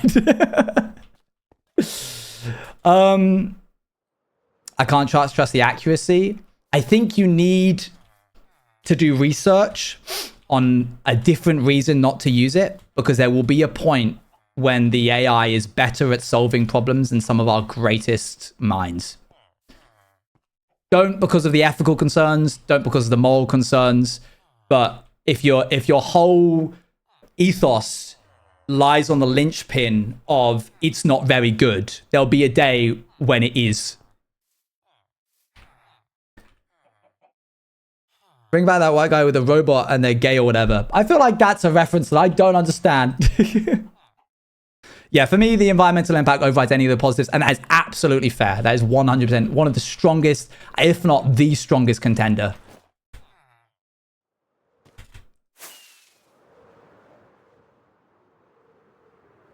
Boop. All right, we've got the wood in the bag. God, it takes a while, doesn't it? I really should have made a farm. Oh, wells. Anyway, thanks for coming to my stupid TED talk about me being stupid and not knowing how to do stuff.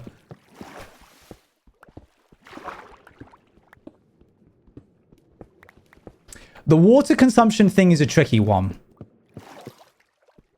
AI does use up a lot of water. Not nearly as much as some of the other main contributors. It uses up a lot of electricity. It's by far the big problem is the electricity usage, which inherently also, of course, uses water. But like in terms of just water, the biggest problem is corn. By like a factor of maybe 28 times compared to AI.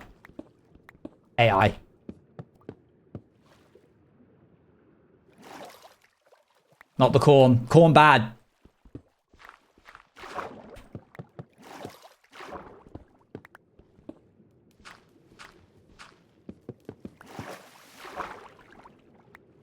Like cornfields. Do you remember that time that we had a conversation about how much corn there was in that structure that's right there?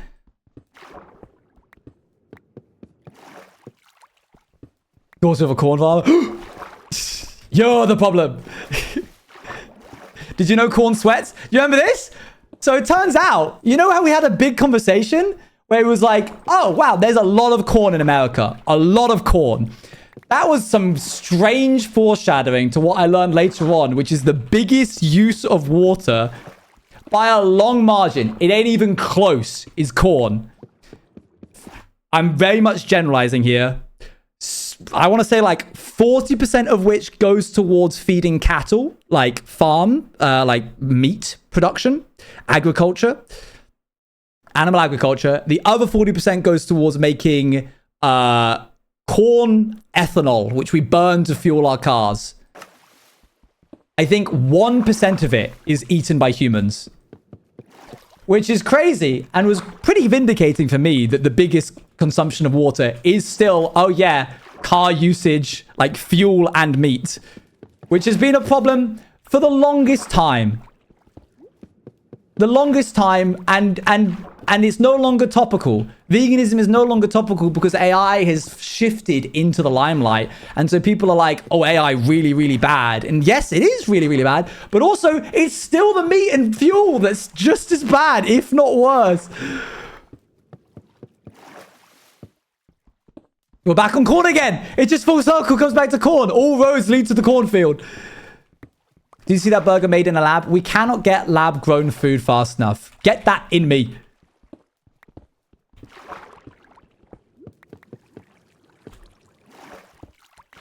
All is corn.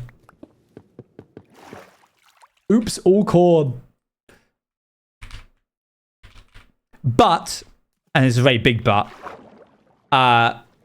AI still absolutely trumps in electrical consumption.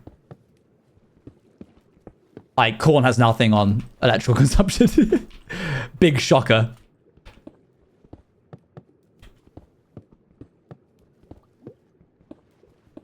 Please don't go quoting those figures, by the way. I'll figure out what the exact numbers were for consumption. I'm rounding to the nearest 10% because I don't know the exact one. Also, do your own research. I'm not a scientist.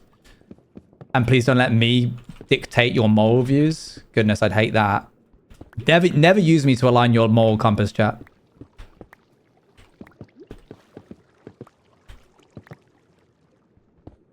Corn. This is true. Corn does not hoard and inflate the prices of rab. It's a very good point. We'll use AI statistics instead. It's, the sad thing is it would probably be more accurate than what I said. I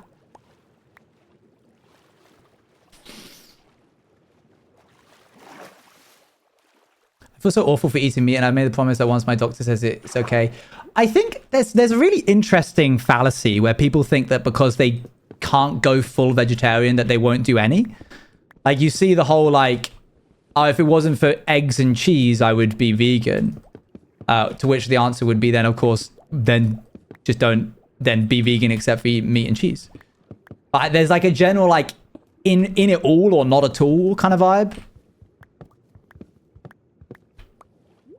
I think it started, I was really proud of my sister when I was back in COVID days, when she said that she was doing like meatless Mondays, where she was just like challenging herself to cook like one meal a week that didn't have meat in it. And I was like, dang, I respect the hustle, because like to recognize and then try and put into action.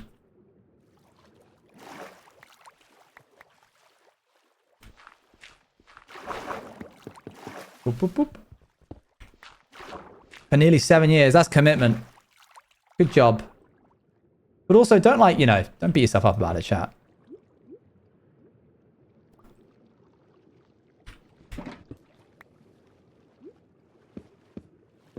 Beesh.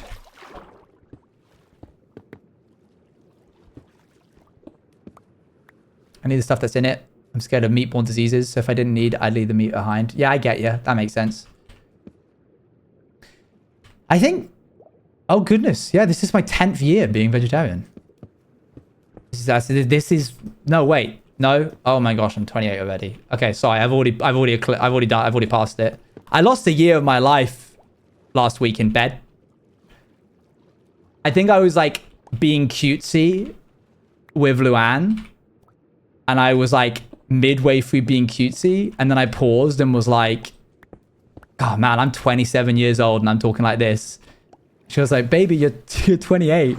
And like, it literally was that gif where they just turned into an old man. I was like, oh, I just lost a year of my life. It literally just evaporated.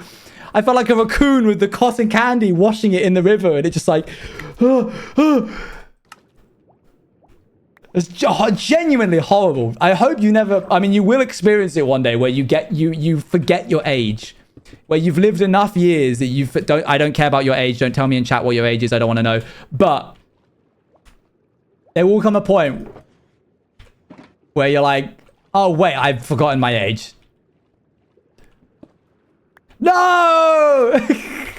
No! It was a canon event. It was a canon event. I'm sorry. Sorry. No ages in chat. I'm really sorry. I started it. It's my fault. The blooming Breaking Bad meme when he's in the car. I can't interrupt the chatter telling me their age. It's a canon event. TTS is broken? Oh, mans. It was working so well. Send that. I know. I didn't think you heard it and went, well, I know what I'm doing next.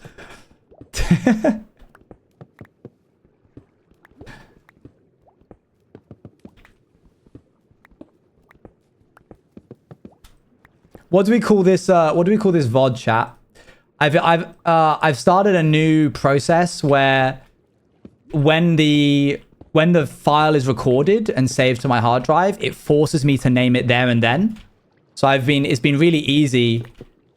That's why a lot of the titles have been a lot better recently, because I remember what happens in the VOD and I don't have to just be like, Owen builds the farm. I feel like that we could call it something like Owen explains the difference between plugins and mods. I feel like that would probably be coding and corn is funny. I think it's gotta be something that people will want to click on. For example, I named one the other day, Was See Owen Bad? And it absolutely banged. Most of my hardcore streams get maybe like 200 views. That one got 1,000. Because of course it did. Because everyone was clowning on me on Twitter, being like, this man named the javelin achievement in Bannerful War of Hearts. The party's over and he's still there. You're the ones that keep eating it up. If you stop ordering it, I'll stop making it. Owen reveals how Bannerful works. That could bang. That would get the people who are currently Bannerful pilled. Those who are only coming to my VODs channel for the Bannerful streams. You guys are the real ones. I vote mine. I don't like yours. I'm being honest. Oh, great. I'm drowning. Boo. I'm sorry. Wait, no, I'm not. Why did I say that?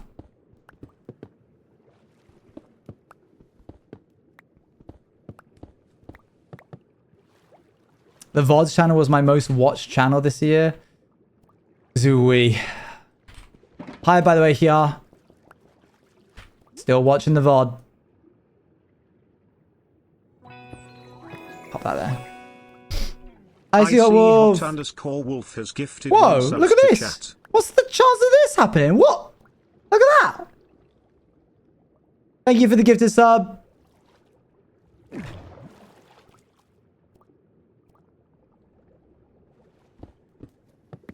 Need more Bannerful people to get Jester pilled. I'm surprised that this is here. I guess it's like deep enough that... You did that? I did not do that. IRL. Real life. You covered it up? Oh wait, no, yeah, I did. You're right. I remember now.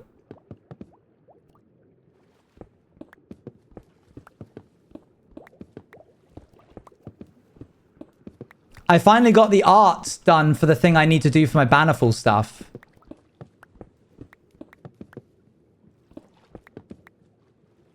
Which means I just need to wait for something else, not digital, to happen. And then I can get to work. Then I can start cooking.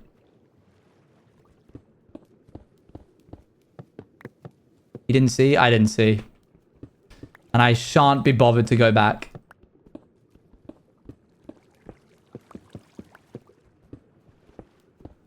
Oh, I think I know what it is. I think you do, yes. Do, do, do, do, do, do, do, do. IRL, real life.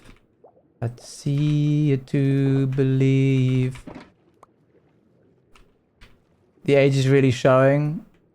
That's good. Lots of talking. I don't care, man.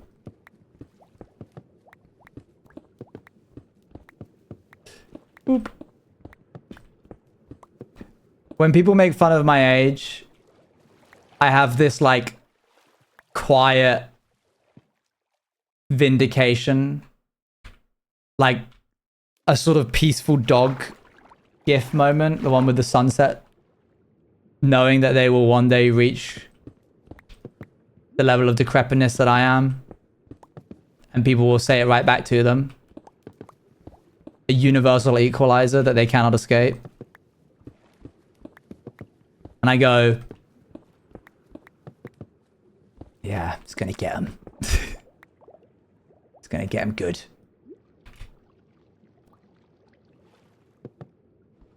It's already started happening to some of the Brighton people that used to make fun of my age.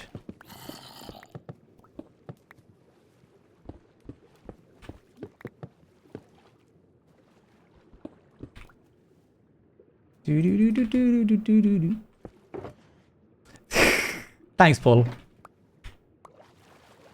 Patient revenge. It's a quiet and patient revenge, yes.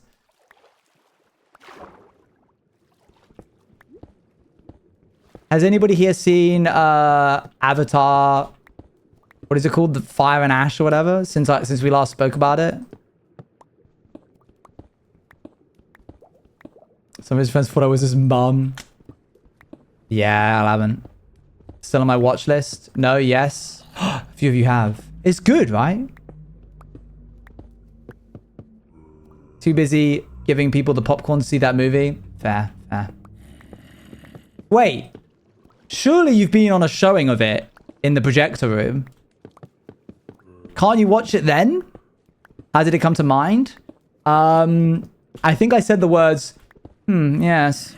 And there was a TikTok I saw, which was like a running theme of Avatar. This isn't a spoiler because it happens a lot in the second movie, which has been out for ages now. A running joke is that Jake Sully, the main character, his children are just incredibly easy to kidnap. And there was a joke that I saw where someone was pretending to be James Cameron, the director. And it was like, they were like quoting the second movie as if they were James Cameron being like, yes, apprehend Jake Sully's children immediately. It's been 5 minutes since Jake Sully's children have been kidnapped. Kidnap them immediately. And I don't know why, but when I think of like, yes, is really funny. Sometimes I just think about it. Apprehend Jake Sully's children immediately. Yes. Yes. And then another one is like, there's a lot of whales in the second movie, and they show up. They do show up in like the first 5 minutes of the third movie, and the Tolkien, yes. And the guy was like, yes, it's been 5 minutes. Show them the whales again. Yeah, bring through the whales. Somebody show me a whale immediately on screen right now. Yeah, call it Ash and Fire and show them the whales. And I don't know why, but it really cracks me up.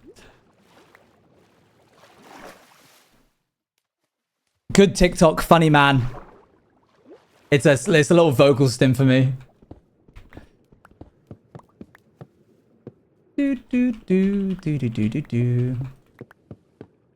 I also watched an hour-long video yesterday. While everybody was... No, it was on Wednesday because I wasn't streaming and I had that kind of time to burn. Where I was like, okay... what was it called? It was... an analysis on a very good show, Scavenger's Reign. And it was an okay analysis. I wasn't crazy for it. I kind of wanted them to go more into depth about the general meanings and stuff of the show. But it was nice to be reminded of a lot of moments I had forgotten from the show. In case you don't know, Scavenger's Reign is a show that I very much enjoy and is a big inspiration to everything that we're doing right now in this world. Yeah, let them be kidnapped, said James Cameron. Make Jake Sully's children incredibly easy to capture. I need to watch that series again just so I can jot down ideas and stuff from it. Whoa. The outside world. Hello there, horsey.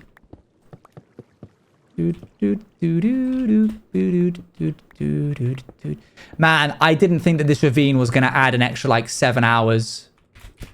But I should have. That was on me, really, wasn't it?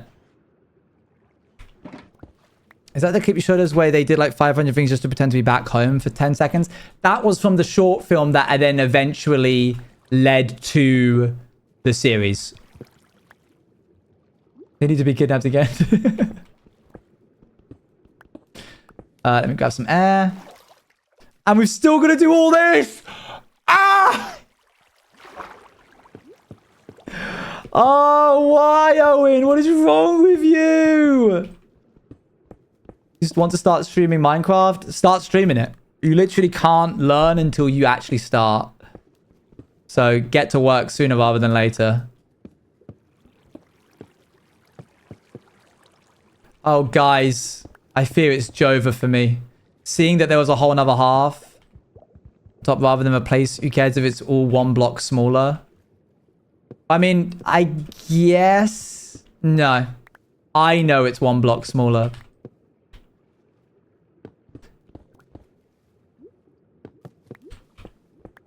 I'm right on time for a breakdown. Yeah, it's getting bad.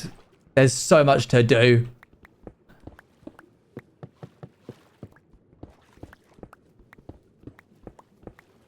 Could pre-mine everything and then do 1 block over, but then I would lose track of what needs to be done and what doesn't. Like where the blocks need to go. It's okay, look. We're almost done with this half.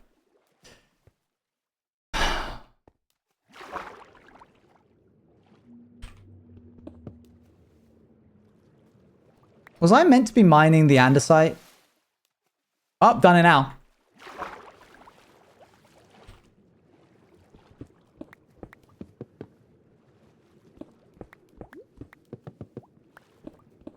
We won't play Alawas, and I forgot the crash out of episode 4. There's another one that I think just went out. A new episode, the finale. Did you watch Fire and Ash? Yes, yes. Yeah, very much so. I liked it a lot. Don't get too heavy. Wow, wow, wow, wow.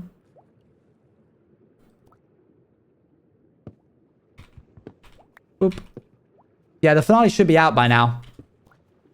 Frustratingly, I actually forgot to remove one of the songs from it, so I don't think I'm going to get paid for it.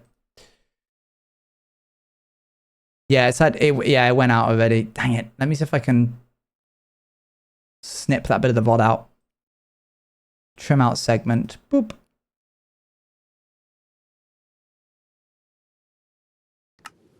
Favorite part of Fire and Ash? Oh, the token. I adore them. I think they're so cool.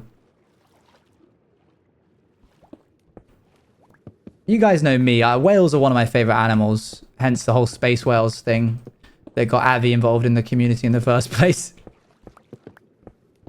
Boop boop.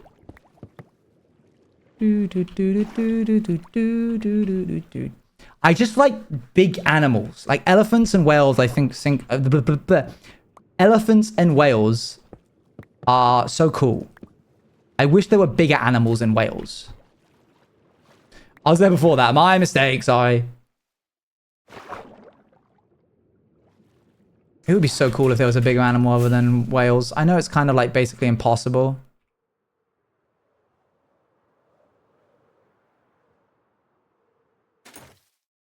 I looked up the DLC and I gotta say I cannot wait till you eventually play it. Oh, good. I was worried that the DLC wouldn't live up to the... Whoa! More! We've got more chat.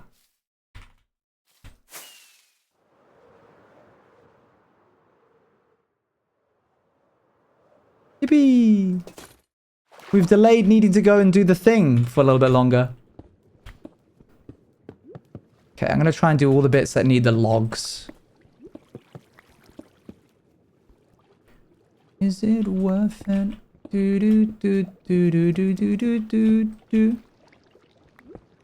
I saw on Twitter, Copper.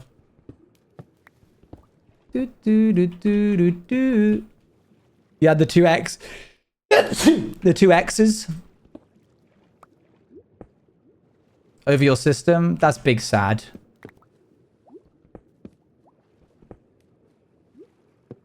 Thank you very much, chat.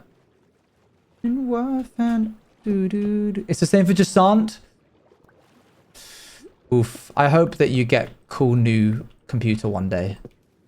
And can play all the fun, cool new games. Or old games, really. I'm about to start drowning. There we go.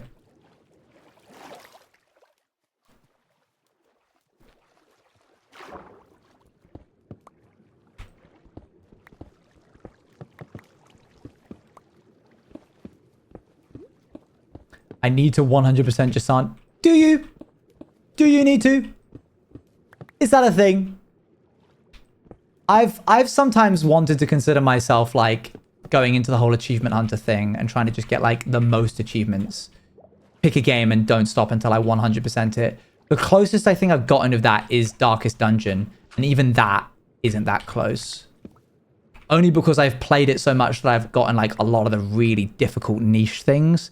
But generally I haven't got as much as I should.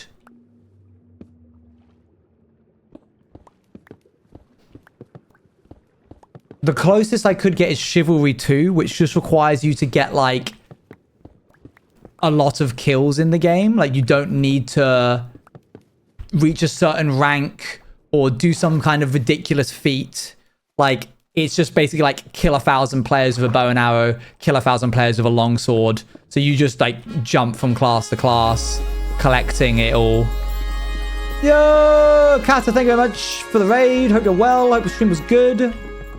We're just vibing right now while I try and make some progress in this world. Progress is slow. I love Chivalry 2. I play Chivalry 2 in the evenings to decompress before I go to bed. Sometimes it works really well to decompress me. Other times, it's a very... I've considered playing it on stream. But one, it's kind of a bit gory. And two, the community is not nice. Like, they're very rude.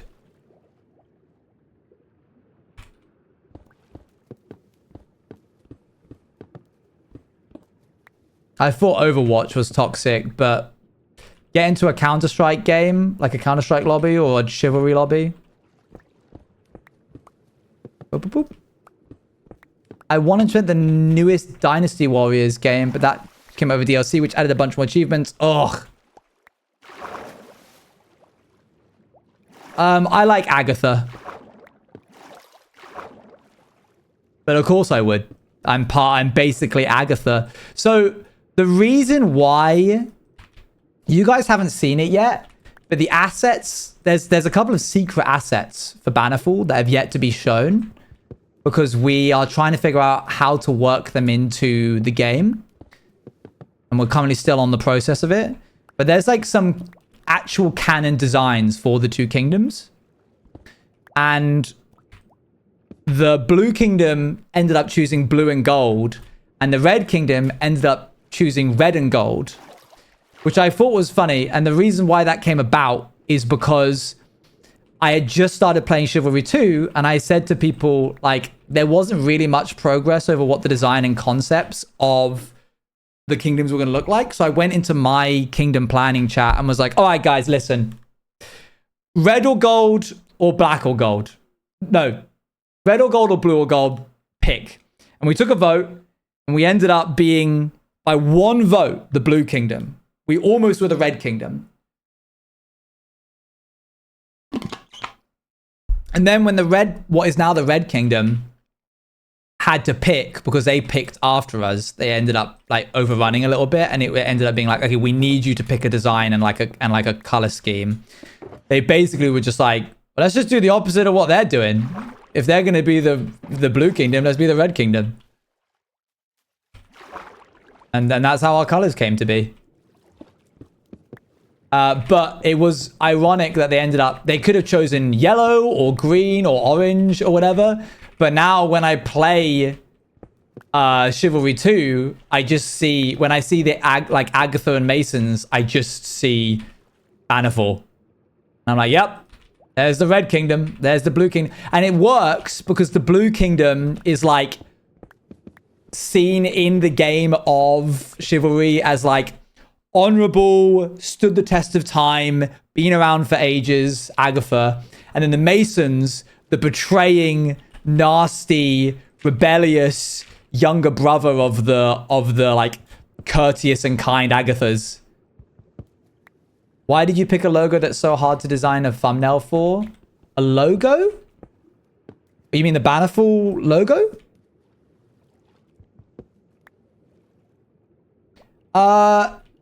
You might have played in a game with me, but my name is Owen's Juice, so...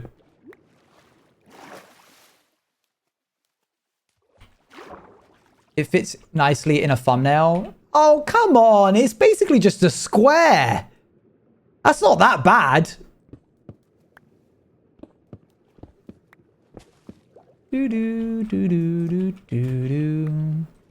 Like, the proportions of it is that it is as long as it is tall. Oh, yeah. You already know that the enamel pin is coming for the Bannerful logo.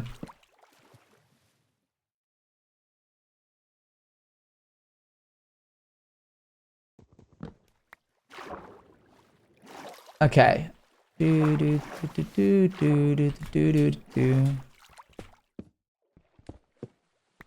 going to make a nicer pin than the vampires one. I really appreciate that everybody liked vampires so much, but I have seen the general consensus that the logo, the pin is like really thin because the logo is really thin. So if you wanted it to be like not this, if you wanted it to be this big, it would need to be this wide. Hold on here. Right now it's about this big. I'm going to hold this against my like top, which means it needs to be this tall. If you want it to be this, like this tall, it needs to be like this. And that's a massive pin. That's huge. But we wanted it to be bat shaped and we gave it a go. But the Bannerful one, that's got good proportions. Oop. It's more or less fit on my ambulance uniform. Oh, good. I'm glad you like it. It's basically a name tag, yeah.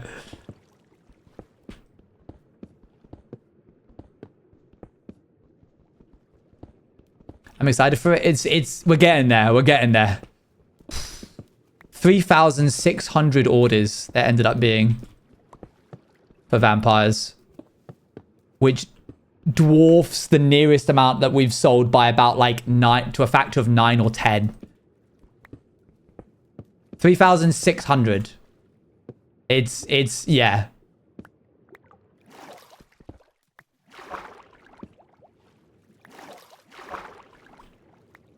We're currently trying to get everything out before a certain you-know-who adds a certain tariff to a country of you-know-what.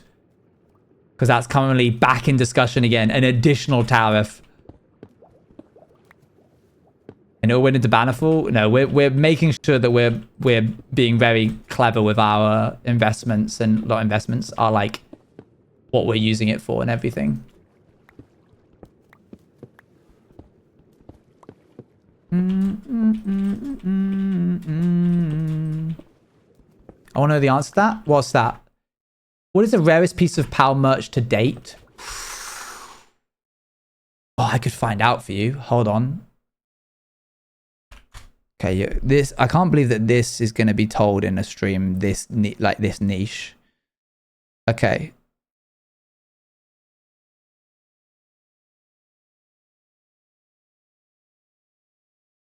Pirates SMP. Okay. Rats SMP.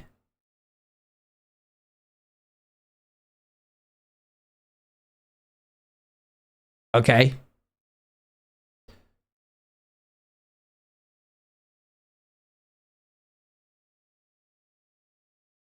Yeah, that makes sense. I mean, if we're talking like actually what is the least amount produced, it's the Narpi pin.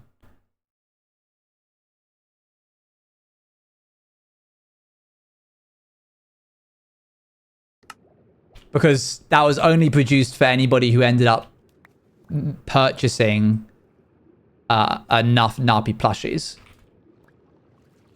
Napi was popular, but you only got it if you bought, I think, 2 Napi plushies. If not the Napi pin, I think it's a tie between the cowboy pin or the pirates pin.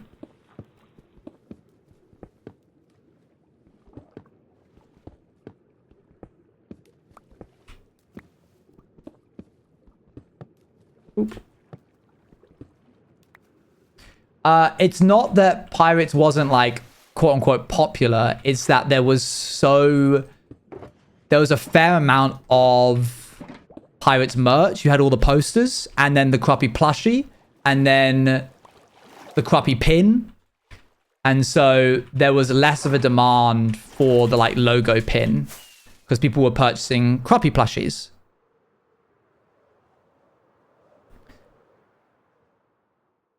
It was a great pick me up. Oh, good.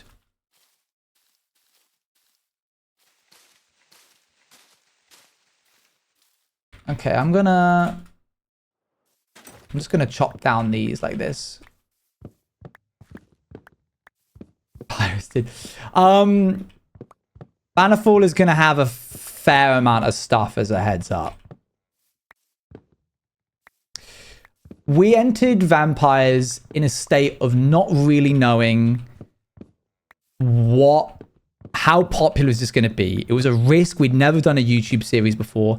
We didn't anticipate the response that we got.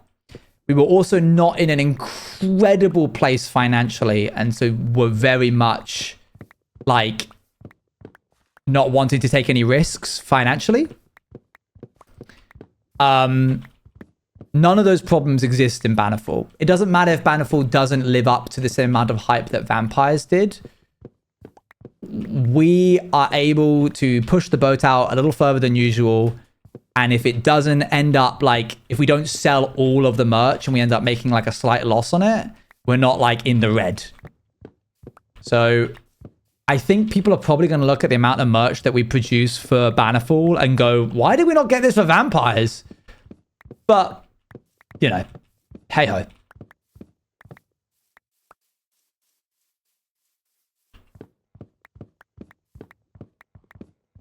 Boop, boop, boop.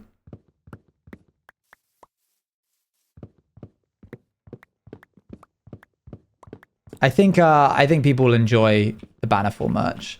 There's a concept that I'm chasing right now that we've never done before that I think might be really fun to see if we can make happen. But it's risky. I'm not saying what it is. I ain't saying. And then I got my own stuff merch-wise that I need to start looking into. The subathons on the horizon.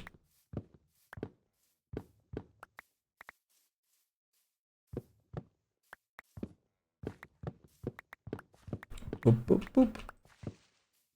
How on the horizon? Well, I'm pretty certain that Toby is changing when he's going to do his tubathon. If he pushes into July or June, I then need to reciprocate. I anticipate that and move mine back. That's public knowledge, like him moving it. Yeah, I think BF Owen mask is probably on the cards. I think a Vampire Owen mask is probably on the cards.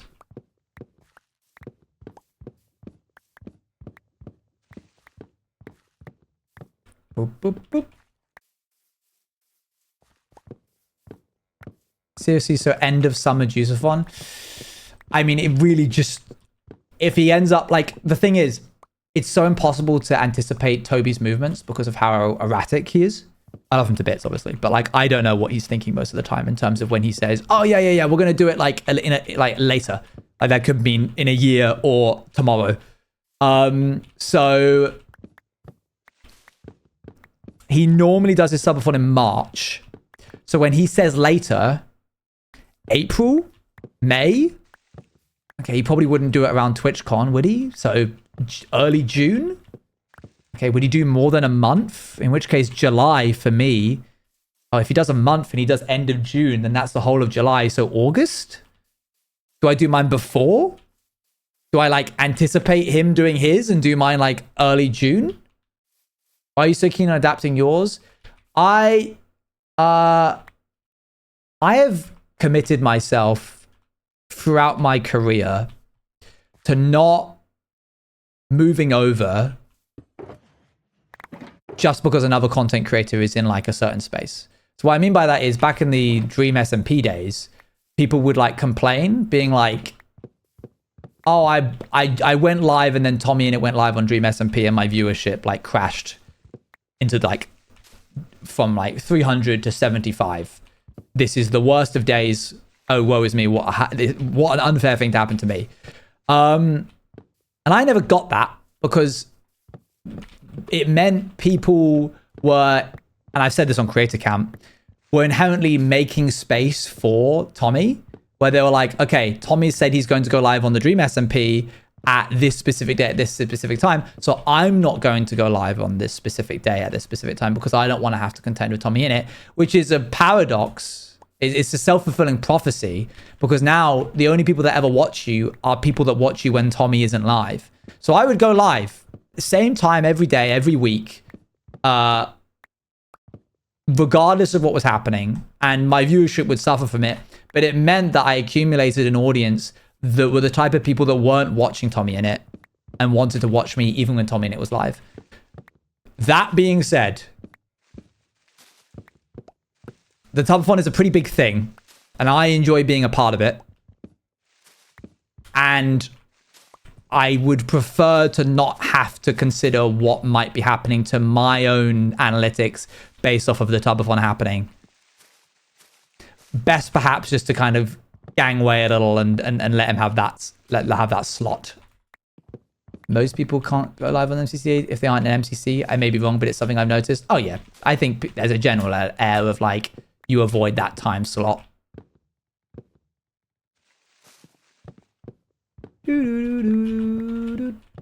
Why later, not earlier? I wouldn't want to do it any earlier than June. If he announces that his subathon's in July, we'll do June. If he announces this is in June, then we'll do July. If anything, I would want to anticipate doing it before him because, you know, if we're going to be speaking about this from a purely financial situation, the Tubathon is known to drain the wallets. So if I can, quote unquote, beat him to the punch. Not that he, you know, ever needs to worry about me doing that. It's like anticipating Xmas. Yeah. That you said you'd answer for a few weeks because I forgot. Okay, go ahead. One of them I may not be able to because I haven't done the thing. Oh, okay. Wait for the 18th. Oh, this is probably back when Owen didn't have a lot to do. Should have a bingo card. I actually can't comment on that because of something. Wait, what? What was it? We should have a bingo card. I don't get the context for this. I actually can't comment on that because of something that I'm currently working on. It's not a bingo card, to clarify. But that's crazy that you've said that. Give me like 2 weeks and you'll understand. What? I've been working on something with Diango that I can't tell you guys about yet.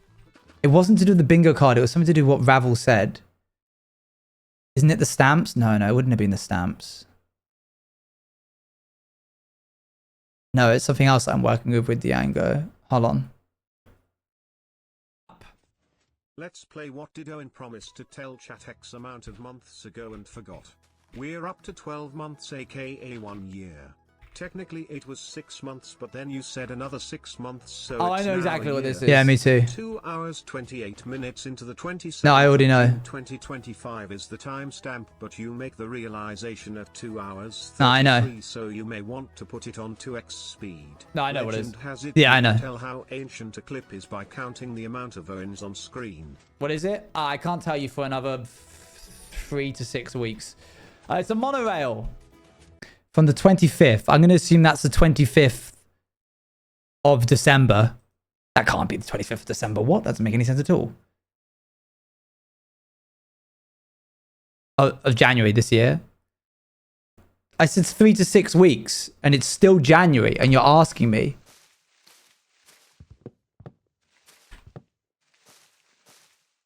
Merry Christmas!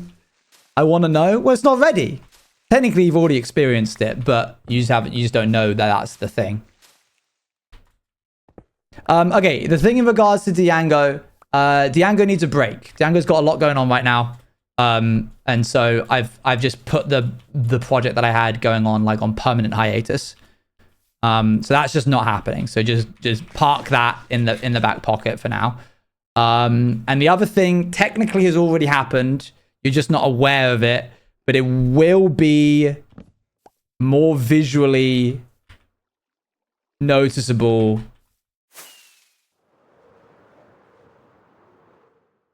because of something that I have managed to get, but I needed something else as well. So it's definitely coming. It's on its way. It's on its way. But oh, this looks creepy now with all of the like light gone from it. But you weren't live this January 25th? I don't think it's on the 25th. I think it said for the 25th. I think I was wrong. I read it wrong probably. Do do do do. Boop boop. Oh, creepy. Okay, that's all done. Oh my gosh. Have I done all the underwater bits? Wait.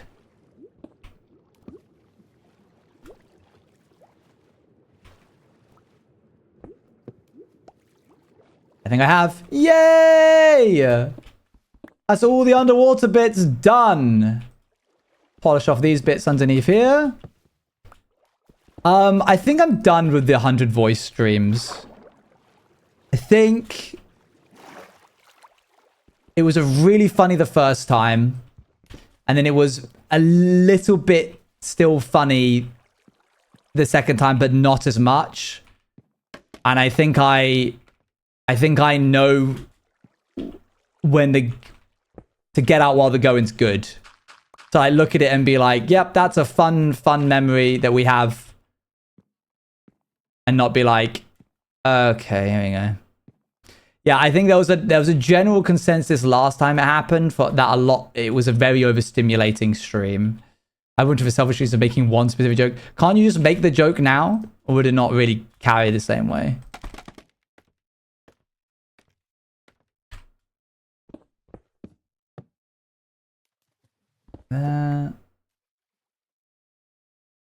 I did not stay long in that stream. I don't blame you. And I think I got that vibe from the general community. Because I listen. Even if people think I'm evil burger.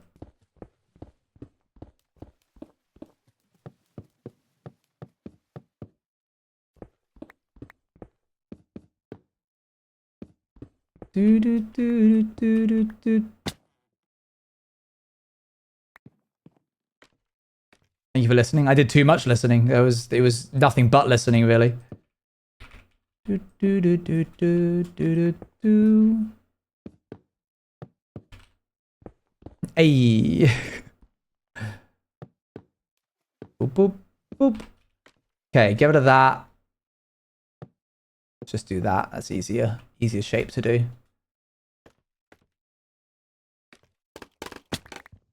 Good. What do you plan to do with the oars? We're gonna make our own oars. Like, oh. Make our own sort of like decorations for the oars. Do do do do do do do do. Do do do do do do do. His mind is up to no good. Do you remember a network? What are you on about?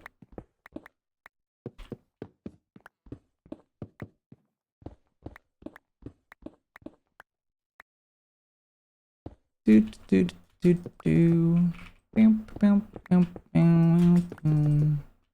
Replace them with different blocks. Resin will be a big contender for that. We'll see how it goes. I am unsure. Okay, imagine this in one of the deep voices. Do not fret, Orange Man. You'll get through this, Orange Man. Be aware of the dangers that lurk, Orange Man. Your life will change for the better, Orange Man. Be wary of authority figures, Orange Man. Now I got it. It did rely on the reference, but I understood it. Yeah, TCS is brokey. But I did it, and I did it better than TCS would have done.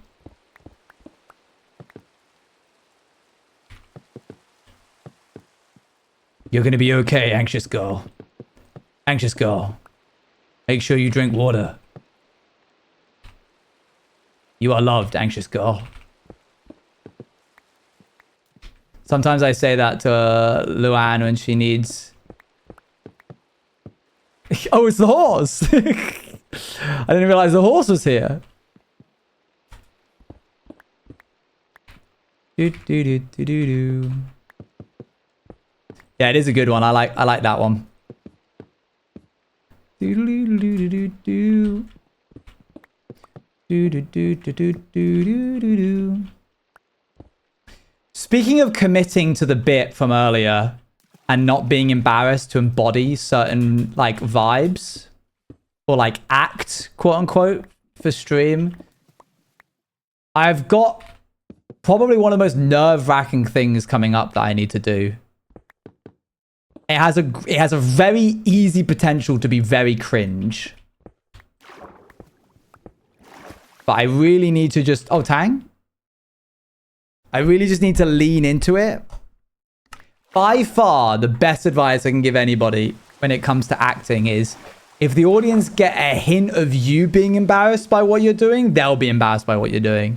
If you embody the character and don't show a hint of apology for doing what you're doing, then you'll just own it. Is it something to do with Bannerfall? Maybe. Maybe.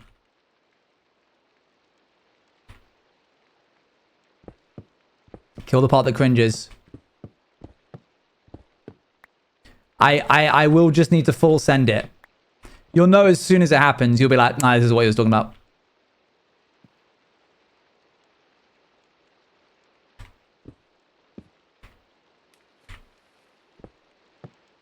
Can't wait.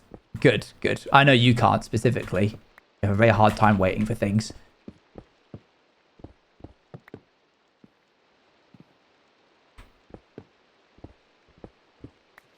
How much of my streams is me saying to you guys, there's a thing happening? I think you feel like it's a larger percentage than it actually is, because when the thing happens, I don't go, here's the thing. I just do the thing.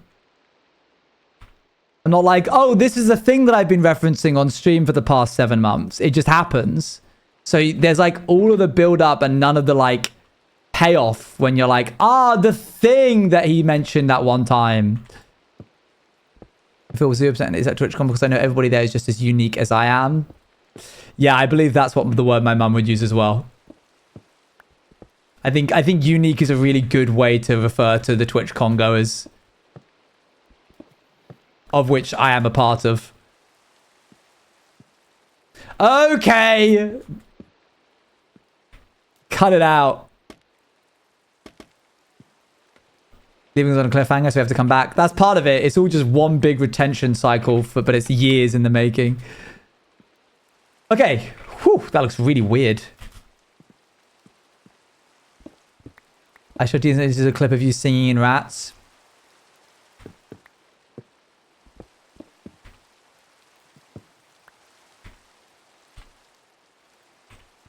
That was psychic damage, that was.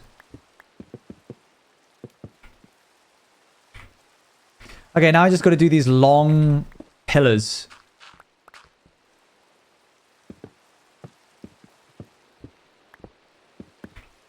There we go.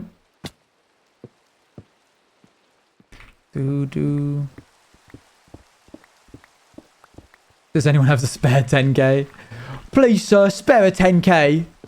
Spare a 10k for a little command, please.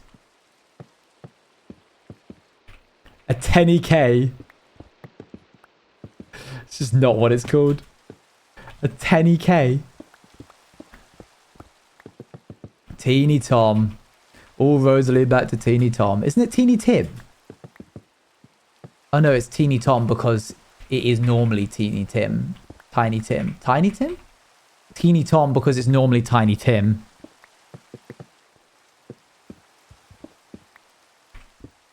Yes, I understand now. I see what they did there.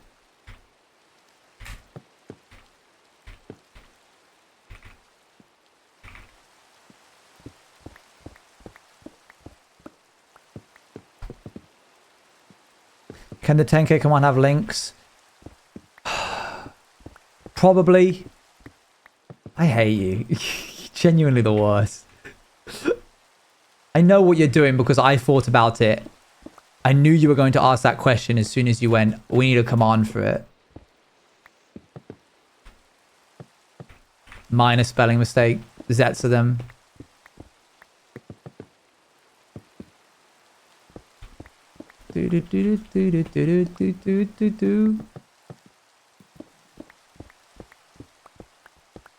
I'm really proud of the add a text command, like channel point. It hooks into StreamerBot via the channel point redemption, and then it hooks into Stream Elements to create the command, because otherwise StreamerBot sends messages from me. If you do your ! Stamp count, you'll get a reply from my account. And the only way to like get around that would be to make my own bot or like my own Twitch account. Like another Twitch account for it. And I didn't want the like... I didn't want all of the things that people could get me to say to be from me, if that makes sense. Like, the last thing I need is to give you guys a channel point redemption that means that you can technically have me send anything in chat. That could go very badly very quickly. So I had to specifically make it so that it doesn't make a command. It makes, on StreamerBot, it makes Stream Elements make a command, which Stream Elements then sends.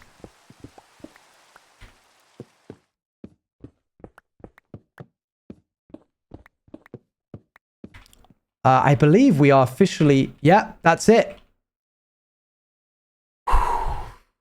Just this half left.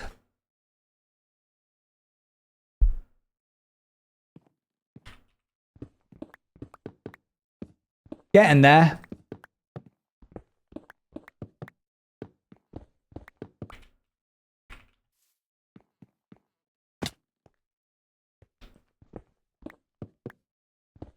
Closer to the goal with every block placed.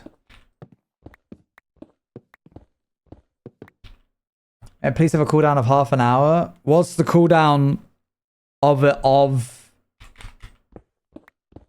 I'm confused. Hold on. What's going on? What's out of stock? What? Well, it was specifically stone, not andesite. Yeah, me too, until I accidentally turned everything into that. So, guess we'll have to add our own textures. Add text command. Is it... Does it have a cooldown? Wait, what? I'm confused. Is it on cooldown? Was paused on our end? Oh, okay. I don't even get any money from that because it's copyright struck.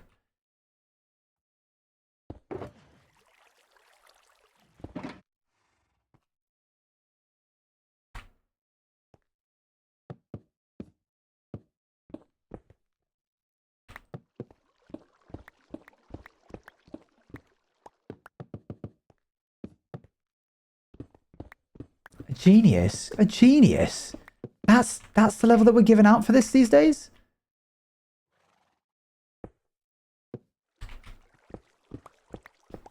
You're genius, Dally. You pasted the link into the text command window. Good. Wow. You did the thing that Owen set up for you.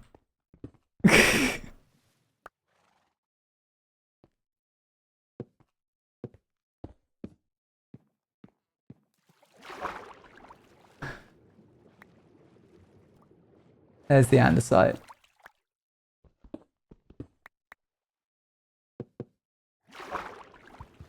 Boop. I only have 3k because someone's command robbed me. What? What are you talking about? See you later. Bye. Bye, Abby.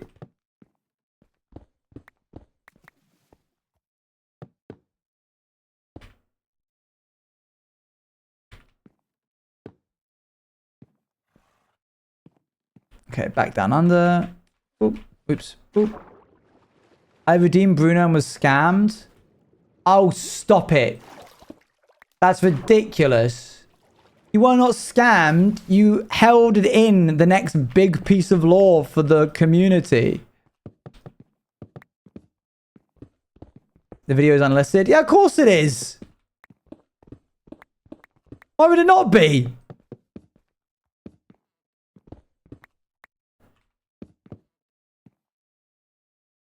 Do do do do do. Do do do do do do do do do. Is Bruno still on vacation?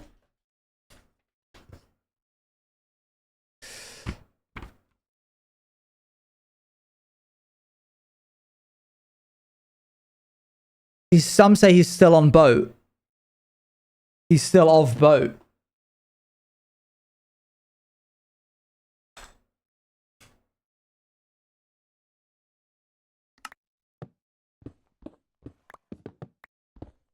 That's him right now. That emote is literally him. Where did he go? I don't know. I just went to grab him one day and he was gone.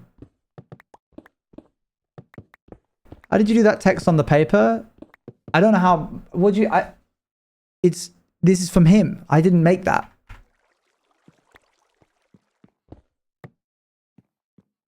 How did Bruno put that text on the paper? He probably used a typewriter.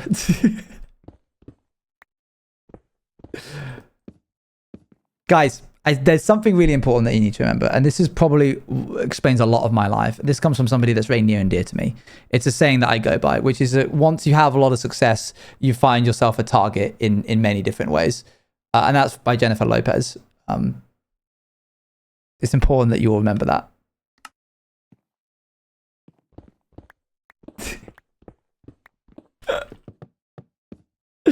I win always. I win always.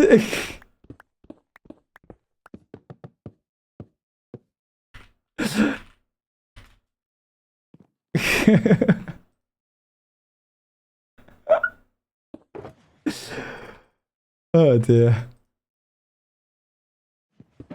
Dang. Alright, we're officially out. Oh, okay, we're approaching 3 hours. What do you think? Do you think we could do it today?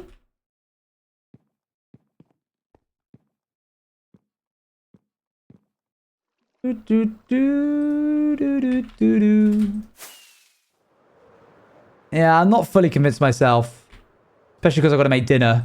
You know what? I'm going to not push myself. I'm going to do this. And then we'll call it.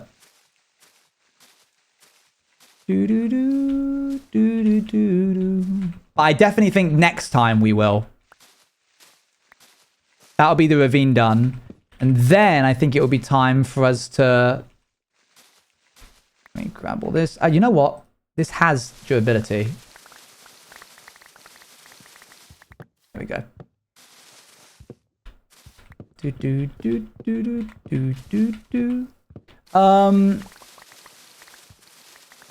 Did you know Ben Moore has met Dom Ferrer? Who is Ben Moore? I feel like I just did a D's jokes. We are banner falling tomorrow.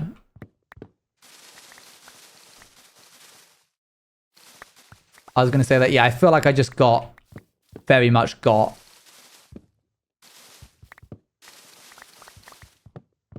Ben is here sometimes. You know them on a first and last name basis? It's crazy.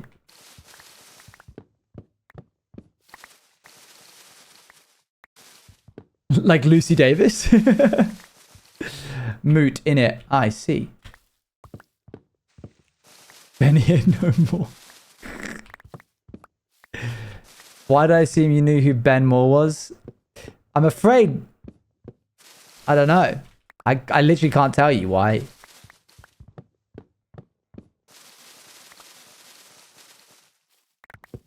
Are we there yet? Sorry, are we there yet tomorrow? Not Bannerfall.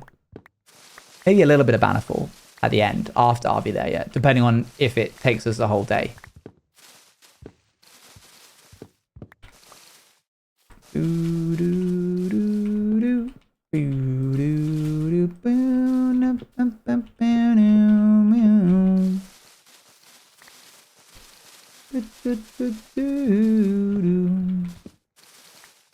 Doesn't the PC hate RV there yet? Yeah. Don't really know what I'm going to do about that.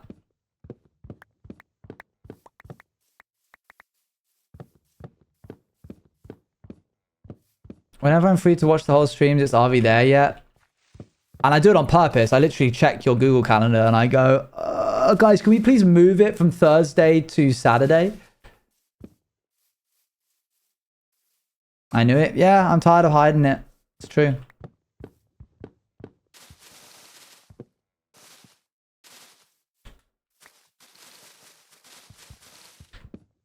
Alright, grab this. Did we not troubleshoot it? I think that was Outer Wilds that we ended up troubleshooting. For RV there, yeah, I just had to just stop my entire stream. It didn't even work when I recorded it while playing. I checked back the recording and it was like so framey that it was like, it's not even worth uploading this. But I hope you can maintain your own VOD spreadsheet.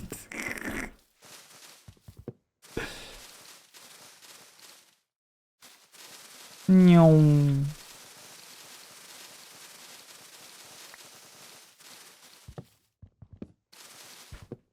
Do, do, do, do.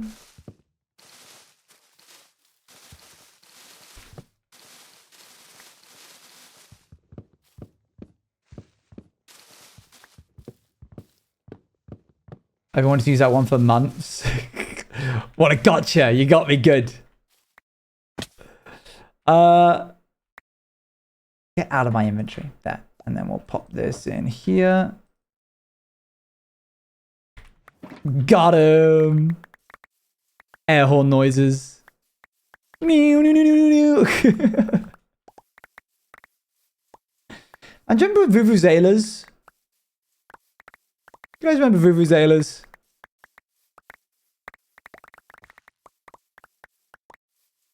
What did you say? Oh man. I'm aware of them in concept. The instrument? Yeah. Well, I don't know if you can call them an instrument as much as it is just a big kazoo.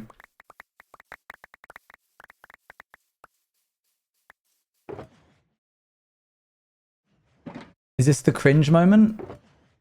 Why would that be cringe? You not... Don't be so hard on yourself. You not knowing what a vuvuzela is isn't cringe.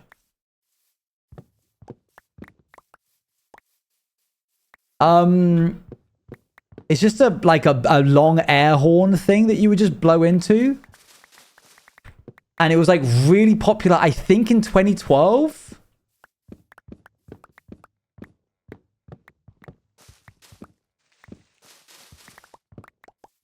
And it would be like, beep, beep, beep, beep, beep. It's in Tomodachi. That's all I know about it. Is it? Oh, I don't know that.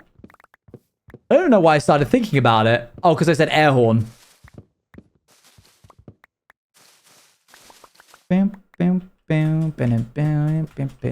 Yeah, they got really annoying. They were everywhere on the internet. I wouldn't be surprised if they wormed their way into some kind of ASTF movie joke at one point.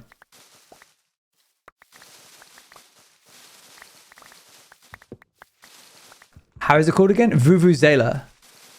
I remember it now. Yeah, they were very obnoxious.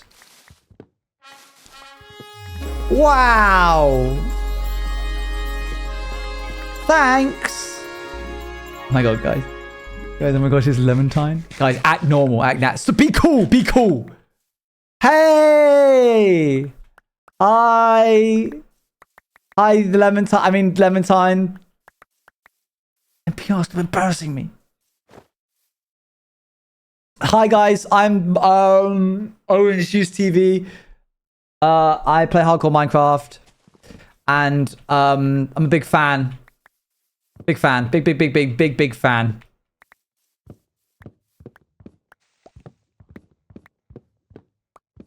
Is it good? Am I done? Good. Ow! What the heck? Just got hit in the head by a tree. Oh. What do you mean? Another woman is your biggest? Another woman is your biggest. I feel like you started that the wrong way around and then just couldn't back out of it. What do you mean another woman is your biggest? Your biggest woman? I'm afraid there is a woman bigger than you in my life, and it's Shan the Queen. She's the biggest woman. And I'm not even sorry. Love you. Let me see. How was stream?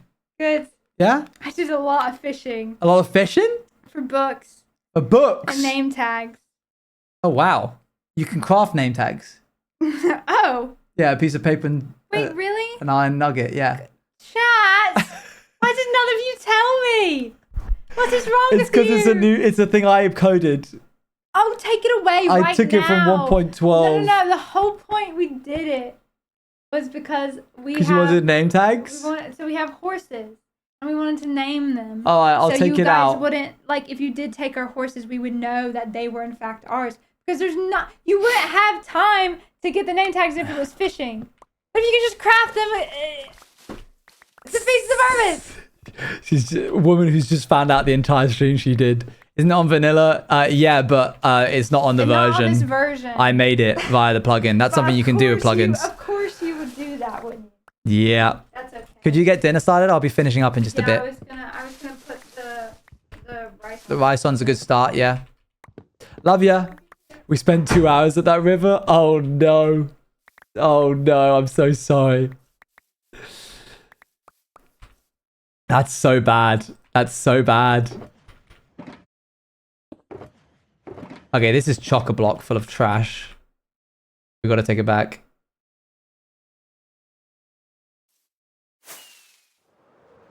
The real name tags were the names that we made along the way.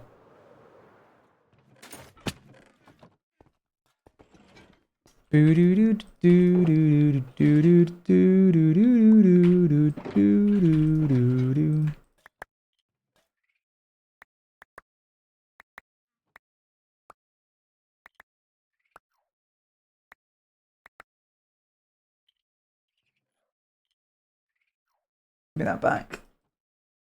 Hey, little guy. Oh, you were waiting for me to be done, were you?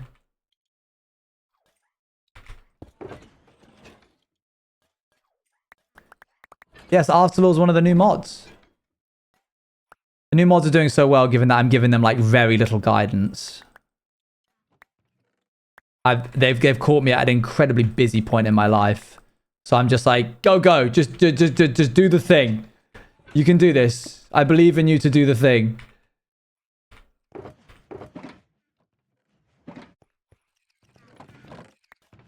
Okay, guys, where's the pink petals going?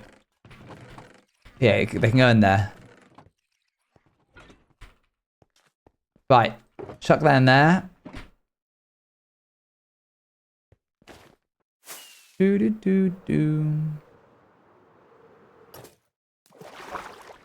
Right, let's deposit the cherry logs that we got into this, just in the walls, so we get like a general idea. There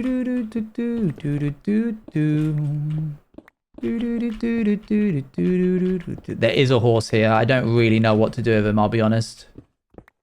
I can't remember if I agreed that I was going to kill the horse or not. Could we use the add text command to do stuff like /ban? So what we've just seen there, guys, is a real-time discovery, or like the conception of code injections, like HTML injections. We just saw DALL-E come up with the concept of HTML injections in real time, which I think is a really beautiful thing.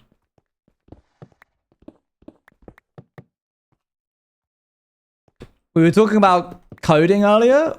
One of the things that constantly we have to watch out for is if you give a user the ability to input information into a field, could they technically use that input field to inject code into your website /database? For example, if there was like a username input and I did like close string, close bracket, drop table. This is like not a real language. This isn't real syntax. It would open the brackets and then give a quotation marks for the username. But then if you injected this straight into the database, you would get close quotation, close brackets, and then a new command to like delete the entire table. And now you've got like, you've just lost your entire database because somebody has like injected code into your database. So what you're checking is now, could you technically put a command in the parrot of what it should do? Should probably fix that. I don't know if it works. Find out.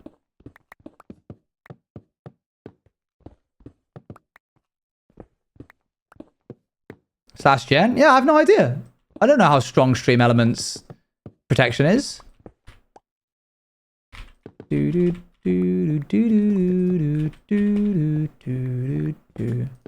On who? Tested on Dali. Somebody tested on Dali. No, I think a ban is probably one of the safer things to test.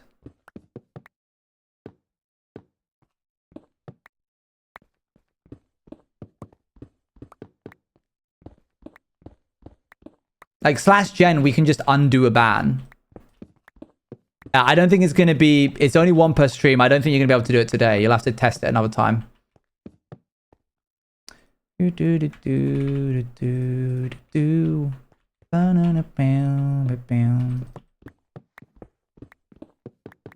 tell me you're approving this. Don't give a heads up when you test either. Yeah, just don't ban me. I'm not approving it. I'm just saying I don't know if it will work.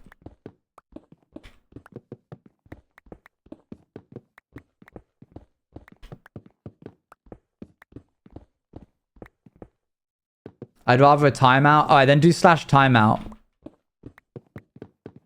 I don't know if it does work with the mods.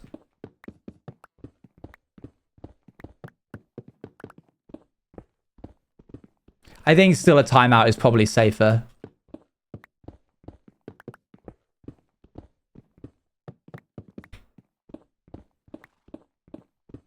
Only the streamer can. Makes sense. All right, fine. Hold on. Get ready then. Here we go. Add a text command. Will refund anybody. Wait, limit redemptions per stream. 1 hour cooldown. It's 3 per stream. I'm going to set that to 1 per stream. Okay, there is now 2 allowed per stream. And there's no cooldown currently.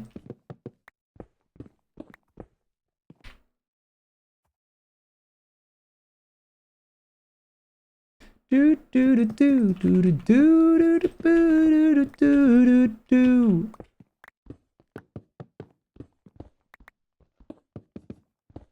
Enlisting of new mods aligned perfectly with our vampires SMP season. So imagine this: I'm standing in the castle ruins, in the middle of a lore moment, as I just learned who one of the when Galaxy Lore and Lore came skipping into the castle, announcing the news. Forget killing the vampires. We had to celebrate first. That's really funny. Skipping into the castle.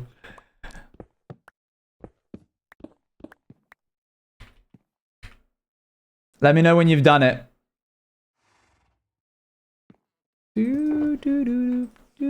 Wait, is that all the... Wait, is that all I got? What?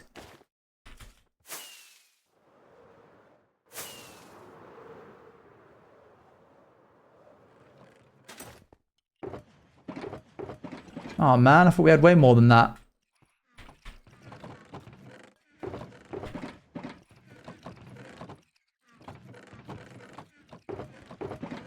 Alright.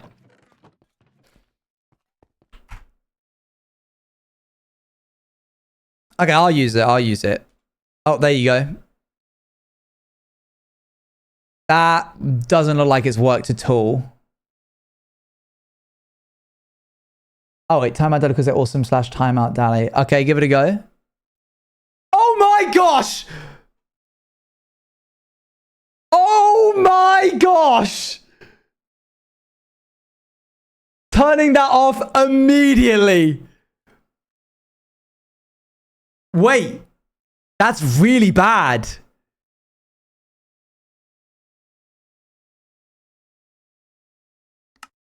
That, like, I'm pretty certain there's commands that you can do from Stream Elements that can, like, stop my entire stream.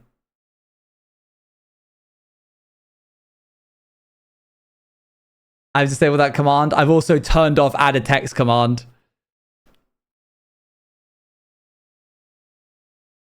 Oh my gosh, that's actually insane.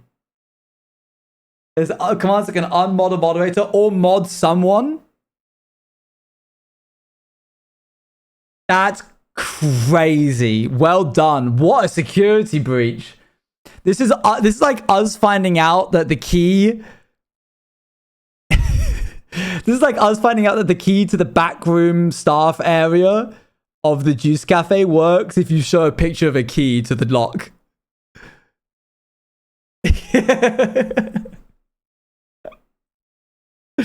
All right, I'll patch that for the next stream. That's actually insane. We got to raid into nominal. Oh wait, did Shanjia just go live? Oh, Shanjia just went live. Did we raid Shanjia yesterday? Let's raid into Abolish. I haven't raided into Abolish in a little bit.